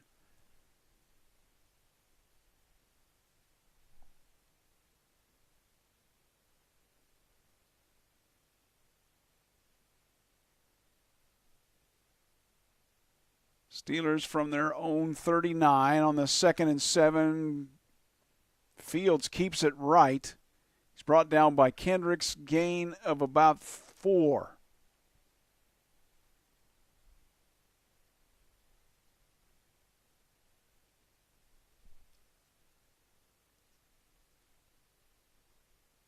$9:32 to go in the game. Counting and counting. Dallas 13, Steelers 10. From Pittsburgh. 2 wides left. Tight end is right. Another wide receiver is right. Back is left. It is Harris. Gets the carry. No, Fields kept it. They fooled the cameraman even, and he almost got the first down. He's short by about a king's foot, which is exactly what a foot was measured, right? It was the king's foot. Well, I say you're short by a king's foot. I think it's very close. Yeah, his knee was down prior to getting... Yeah, it's hard to tell where the ball is. Prior to getting to the marker, I believe. We're going to measure and take a look at this with 9 minutes to go in the game.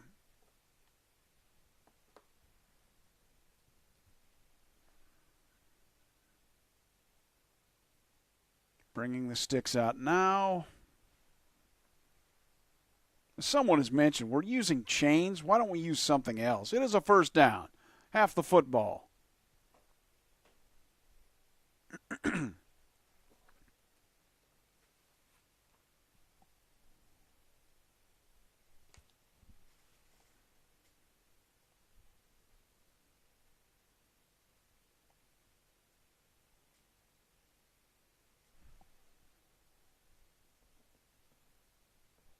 Again, at their own 37 to the Steelers with this drive after the Joey Porter Jr. interception. 2 wides left, 2 right. Empty set now. Actually, there's 3 right with Freiermuth, the tight end, right. Cowboys look like they're going to blitz here on this 1st and 10 from the Steelers' own 47. Throwing right and hauled in Gain of about 8 for the Steelers. Number was kind of the back to me there. It's Van Jefferson making the catch for Pittsburgh. Tyrus Wheat almost got to Fields on that pass.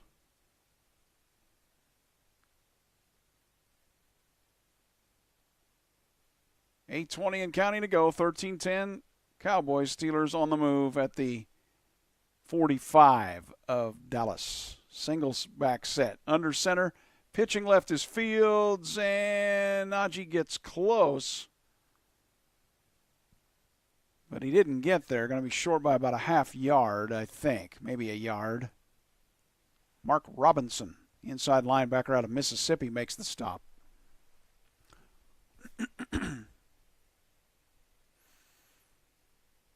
Third and 1 for Pittsburgh as they're in Dallas territory trying to get at least 3 points back and tying this up. Are we looking at overtime on this thunderstorm-delayed game night? Single back set, very tight. Play action rolling right. Fields throws, has a man. Oh, my goodness, incomplete. Connor Hayward, he got hit so hard that I thought his helmet came off, but it was the ball that got knocked out. Leo Fowl with the play for Dallas.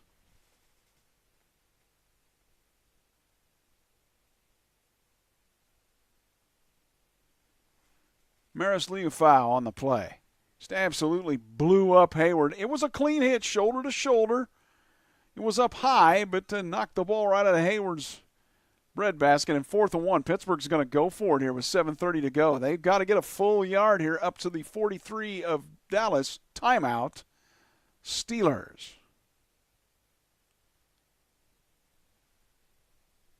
Okay. As I said, Pittsburgh's got to get, I believe it was to the 43 here. Of course, when the cameras switch off, it's kind of tough to see where everybody is there, right? Yep. They got to get to the 43. It's a 4th and 1.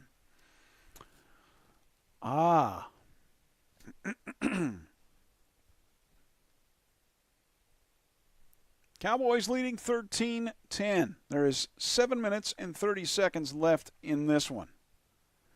Steelers called the timeout to talk things over. I got to kind of stretch my neck out there a little bit. Yeah, that's better.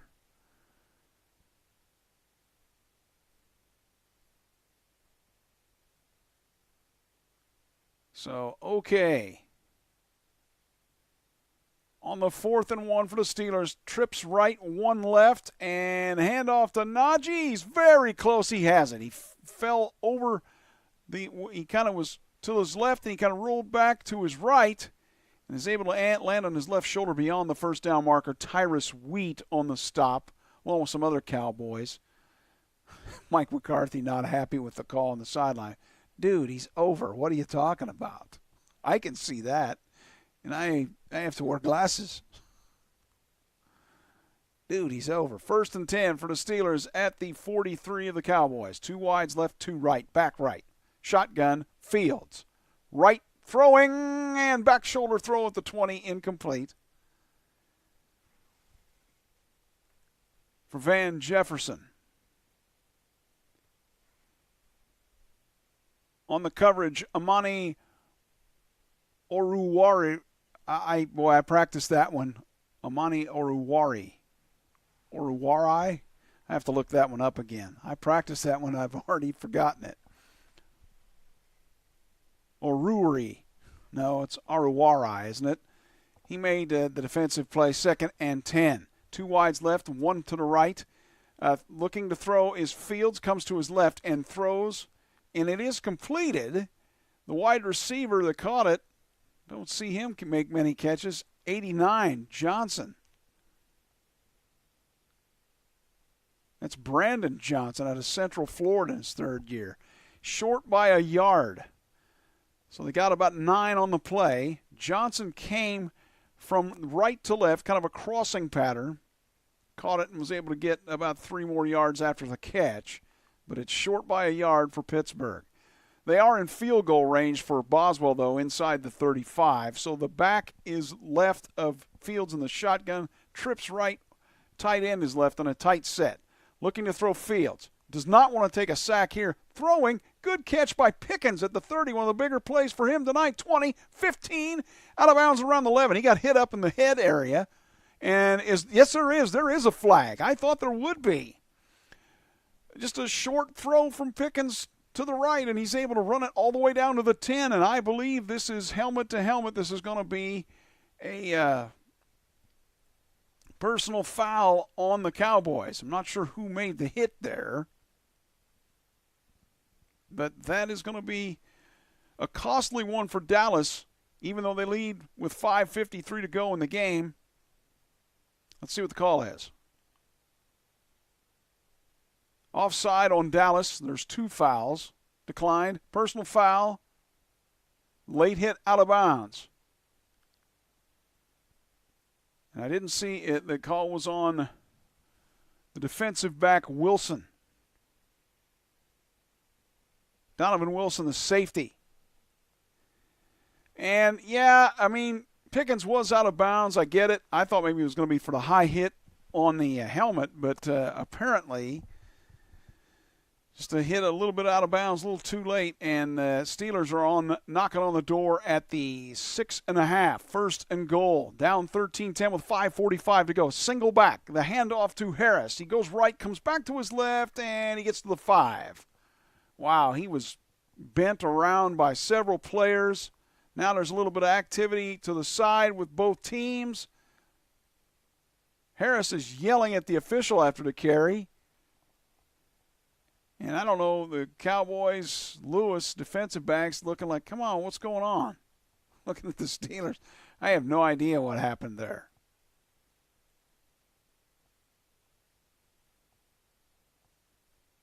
Well, there was quite a bit of back and forth between Steelers and Cowboys there. But, okay, Steelers have it 2nd and goal at the 6. 2 wides left. It's a pitch into Freiermuth as he came in motion, and he went through the middle of the line. Touchdown, Steelers. 6 yards. And Pittsburgh, with 4:56 to go, takes the 16-13 lead.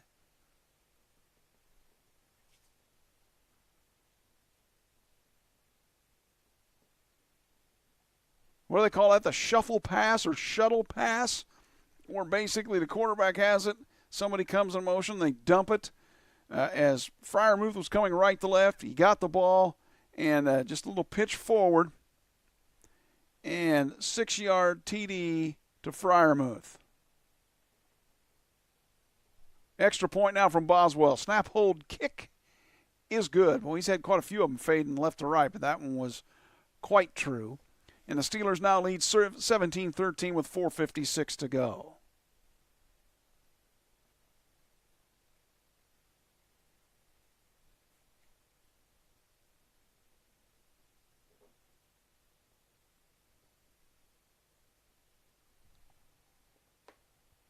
And the little shuffle pass, was just writing some notes there to myself. How about that? Shuttle pass, the play that seemingly never works, but it did this time. Freiermuth has to work for it, and the call of Muth, kind of harking back to the old call of Heath back in the day when Heath Miller was the tight end for the Steelers, or one of the tight ends. Been a night of tight end play for both teams, really. Both teams' tight ends have been pretty active. Connor Hayward has a touchdown for the Steelers, and so does Pat Freiermuth. And there's been good play from the tight end positions for Dallas as well.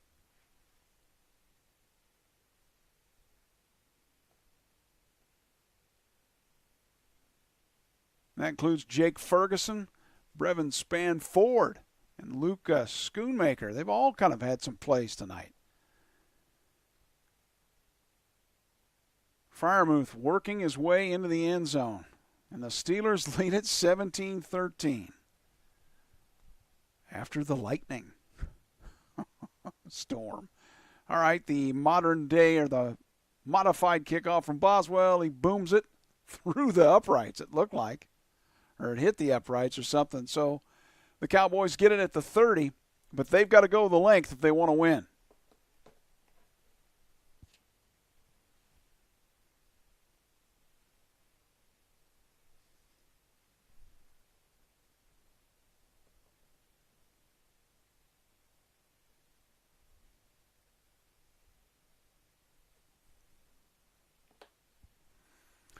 if you're wondering, Dak Prescott is over 300 yards at this point. He's going to hand it off to Dowdle. Dowdle will get about 6, does Rico. Brought down by T.J. Watt and also Peyton Wilson. Prescott, 24 of 35 for 304.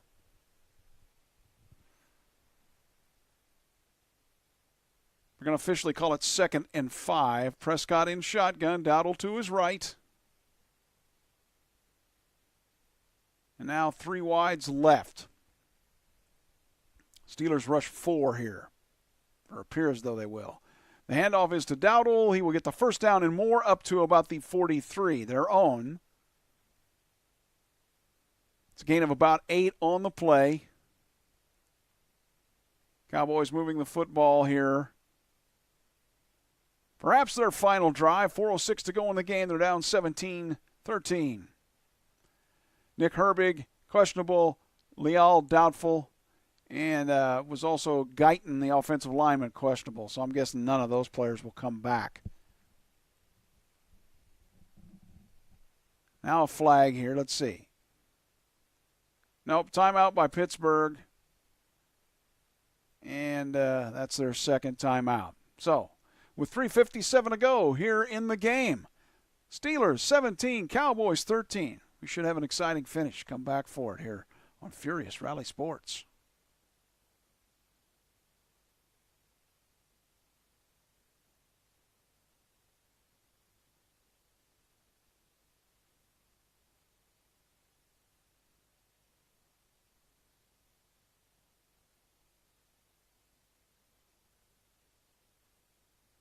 Just like that, we're back.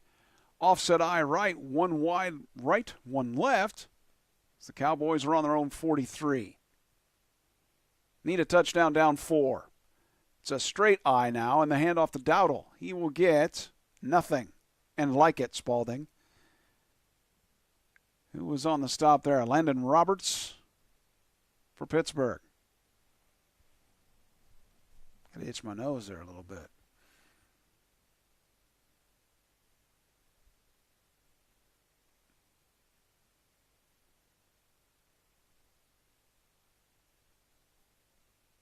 Second and 10 for the Cowboys. Offset eye right with the tight end right.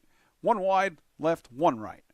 Quickly throwing left. C.D. Lamb has it for about 8-9. He might get the first down in front of Joey Porter as he leaned for it on the left sideline.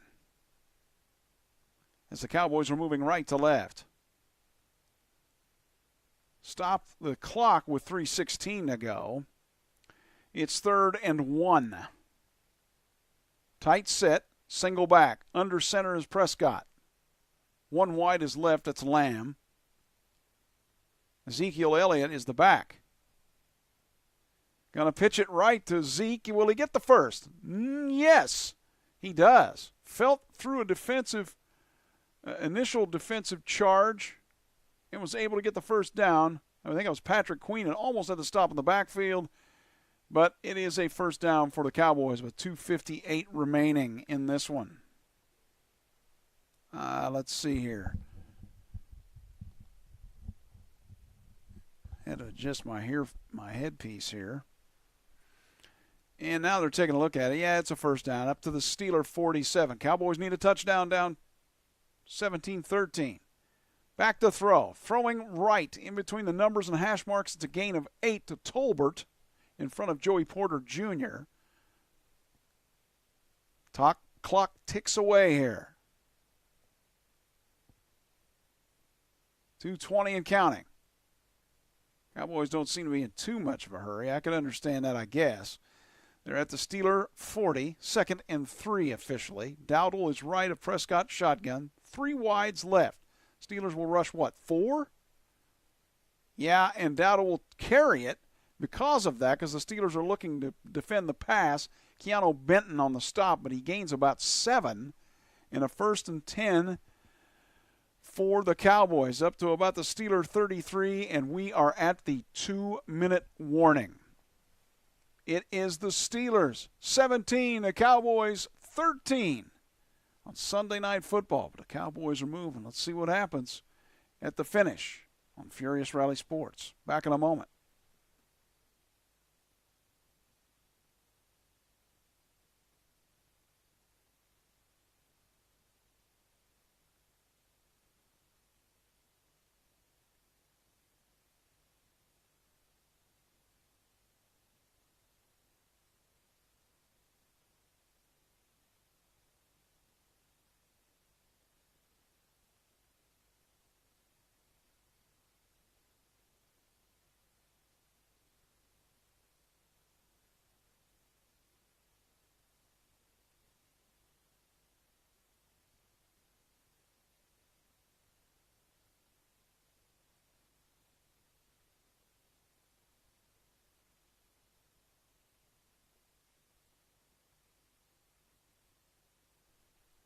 Well, if you're wondering about Rico Dowdle, his numbers now running the football, pretty good. He's up to 18 carries for 89 yards. What's kind of going on this drive is here at the 2-minute warning is that the Cowboys are basically taking what the Steelers are giving them. The Steelers are trying to defend the pass, but the Cowboys are just saying, forget it, we'll run the football. Now the Cowboys have 2 wides left, 1 right, back left rather for Prescott. It is Dowdle trying to run right. Steelers stuffed that one, though, this time. Lots of Steelers up there. I mean, there's so many up there and making a tackle. Montravius Adams on the initial stop along with Connor Hayward. Or I should say Cameron Hayward. Get the brothers mixed up there a little bit. 1:37 remains. Cowboys need a touchdown, down 17-13. It's 1:30 and counting now. 2nd and 9 at the Steeler 32. Back to throw with 2 wides left, 1 right. Throwing underneath, incomplete. I think he was just throwing it away. C.D. Lamb was kind of in the area, but he wasn't going to get a whole lot. 3rd and 9. Clock stops with 1:25 remaining. Cowboys, if you're wondering, have all 3 timeouts. Steelers have 1.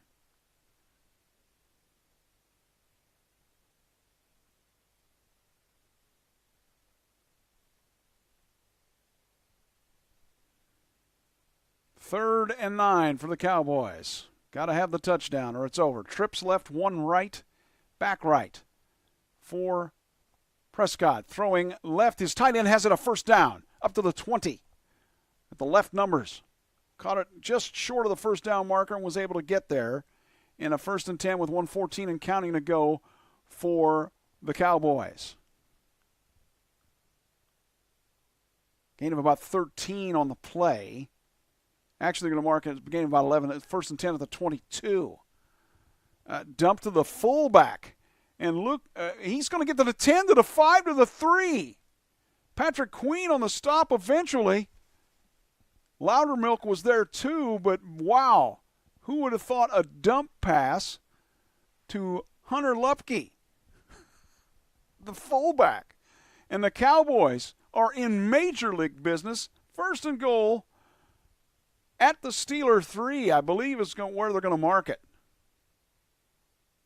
Watt had Prescott ready to sack him, but he got rid of the ball just moments before. Probably a setup screen anyway to Lupke. Wow. Queen doesn't make that tackle. The Steelers are behind. So the Cowboys, for all the turnovers they've made tonight, may win this ball game. Not over yet, though. Steelers leading 17-13. Dak Prescott's numbers on the night, 28 of 40, 348. Yikes. 3 turnovers for the Cowboys. Otherwise, this might have been a blowout, I guess, to a degree. At the 3, just inside the 4 for Dallas. 1st and goal. 2 wides tight, right, 1 left. Back is left. It's Dowdle for Prescott. Now a wide receiver motion right to left and comes back to the right. Dowdle. No. Prescott will keep it. Rolling left. He's going to take it to the pylon. He does not get there. Minka Fitzpatrick on the tackle just before he gets to the pylon with 46 seconds remaining. Half yard short. I don't know if that was a set play or not, but Fitzpatrick had to close in a hurry. Prescott could not reach for the goal line without the ball being knocked out. So it'll be 2nd and goal for the Cowboys about the half-yard line.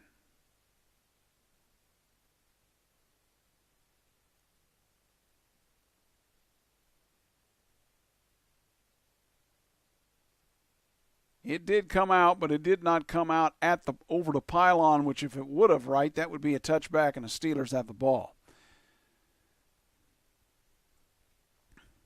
He did fumble it with Fitzpatrick's tackle, but the ball was going out of bounds, and it's still Dallas football.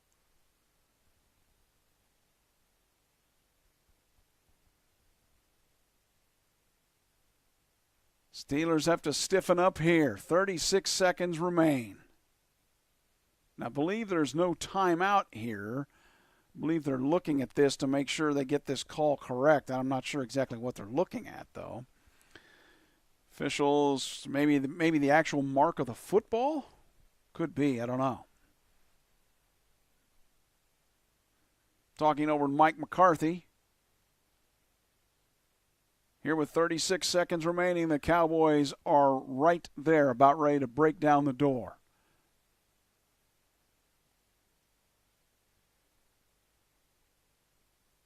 Okay, so they're resetting the clock to 47 seconds. And it will start. I don't think it starts with the officials. Yeah, he's out of bounds. It's 47 seconds left. Cowboys in the snap here on the 2nd and goal, just inside the 1, will happen in moments. Officials trying to get everything squared away.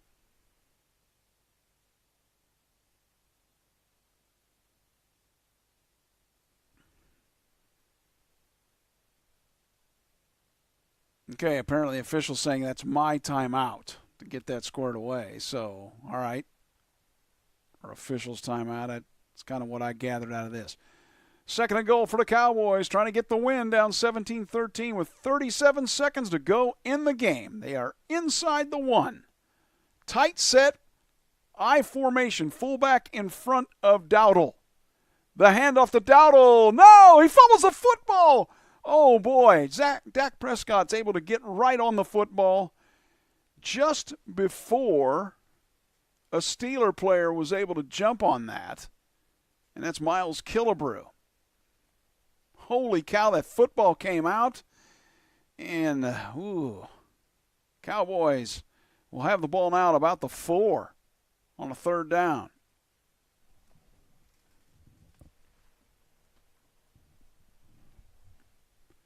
Third and goal from about the 4.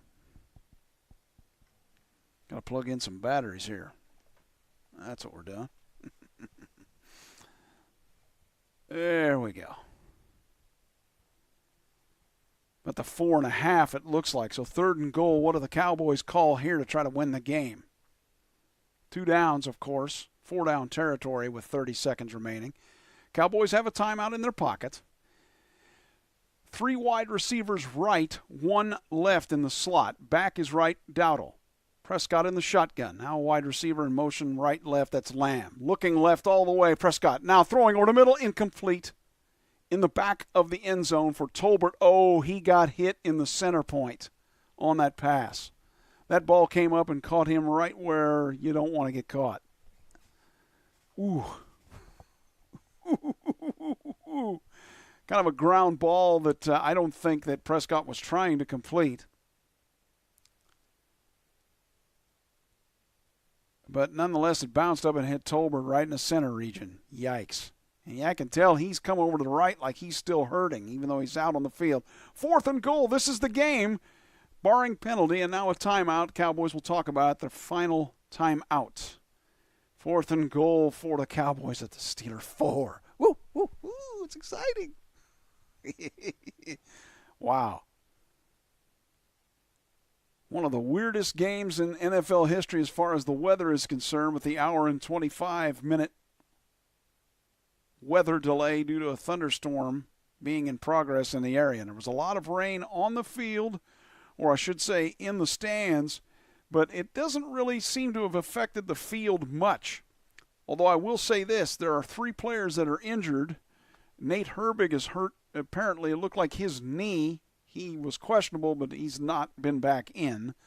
Offensive lineman Guyton for Dallas, also questionable. And Marvin Leal out of the game because of injury. So there you go. Steelers now call timeout after seeing what the Cowboys are going to do on the 4th and goal at the 4. This is like the college basketball. Well, we take a timeout to see what everybody else is doing, right? I'm going to take a timeout. We'll be back after this.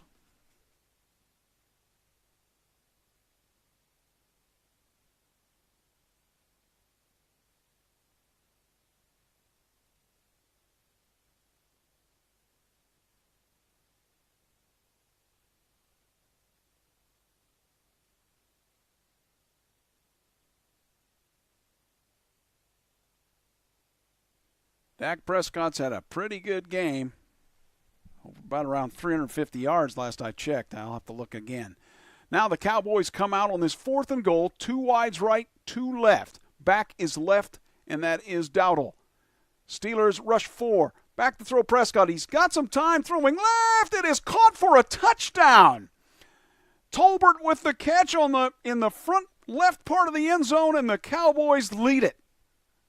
Cowboys likely going to go on to win with 20 seconds to go here in the game, 19-14. We'll tell you that on that play, Prescott seemed to have a lot of time. Steelers only rushed 4. Kind of danced around a little bit in the pocket back there, and then with the leak out from crossing around from right to left, Jalen Tolbert with the touchdown catch for Dallas, and the Cowboys now lead it 19-17. The extra point, all-important, Brandon Aubrey. And the Steelers jump. No surprise, they're trying to get the block here, right? So they can maybe go down and win it with a field goal with 20 seconds left. Here's the problem for Pittsburgh. You don't have any timeouts. So you're going to be trying to throw sideline passes, get to midfield, and throw the ball to the end zone and hope. Well, in reality, if Dallas wins this game, which it looks like they will, and they're talking about the flag here on that attempted block.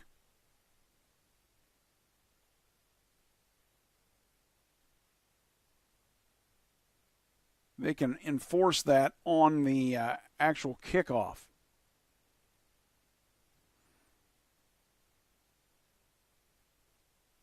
So Aubrey will try the extra point again after the penalty by the Steelers.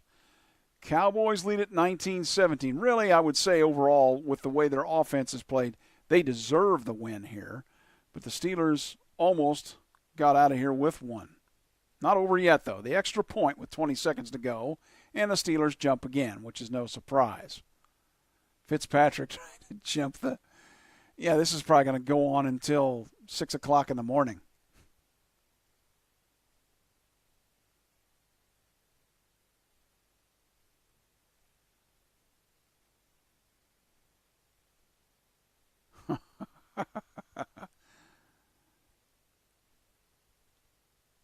Yeah, they're trying to block it from the left side of the offensive line. So Fitzpatrick coming from there. DeMonte Casey's over there too. Jalen Tolbert, how about that? He had the touchdown to beat the Steelers. Maybe. The extra point to make it 20-17 is going to come here. It is on its way. It is good. Okay, so with 20 seconds remaining, here's what the Steelers have. They've got no timeouts. They've got the penalty now trying to block that extra point. And they need to get in field goal range to tie it. If you were asking me where could Boswell try to make one from, his leg has been, I think, stronger than ever as he's gotten lately anyway. So you've got to get to probably, around the 45. That's 18. That's 60. Am I doing the math right? 18, 63-yarder. You've got to get to the 45 of Dallas to try one to tie it. So it is not over yet. The question is, how do you get there? You really can't, because you have no timeouts. You can't throw to the middle of the field, because by the time, even if you throw to midfield, by the time your players get all up there and you down it, it's going to be 1 second left, and you're going to have to heave it to the end zone. I'm thinking they're going to throw the sideline passes and, they'll throw the sideline passes and then try to get into field goal range, getting down around the 45 of Dallas. There is time for them to do it. They can. This is going to be a tough one for the Steelers to take, losing this one. Now, the kickoff by Aubrey is kind of a squib kick. It's going to be received at the 2. That's going to kill some clock. That goes down. That takes the clock down to 15 seconds. Shamplin went ahead and received it. I'm not sure I would have done that. Oh, boy, it's kind of a line drive kick. I think that's why Aubrey did it, to try to fool the Steelers, and Champlin basically decided to return it. Now the Steelers only have 15 seconds left to try to go get a field goal and tie this. They got a ways to go to do that, though, in their own end. It's at the 21. 3 wides right, 1 left. Going to try to get that throw to the right side, I'm guessing. Fields taking too much time, way too much time. He's going to throw it, and it's picked off. No, knocked down at the last moment at the 48. Almost picked off by Overshawn for the Cowboys. Now 7 seconds left, so now you only have the hook and lateral play to try to win this game. Cowboys have deserved this one, really. Let's see. I'm going to take a look here. Dak Prescott, 29 of 42 for 352 yards. What play do the Steelers have on potentially the last play of the game with 7 seconds left from their own 21? 3 wides right, 1 left. Back is left. Fields throws quickly to the right to Pickens. Why they didn't do that before? Now Pickens is going to throw it back. It's going to be the lateral play. Now Seumalo gets it. He gives it to the center. Now it's thrown backwards. Freiermuth throws it, just fumbles it away. The Steelers are trying to do something with it, and it's finally covered by the Cowboys at the 10. And Dallas comes to Pittsburgh and wins 20-17. Impressive way to win by Dallas. Go down and get the touchdown, and the Steelers don't have time to answer. Both teams now 3-2. The final, Sunday Night Football, Dallas 20, Pittsburgh 17. We'll be back to wrap it up in just a moment.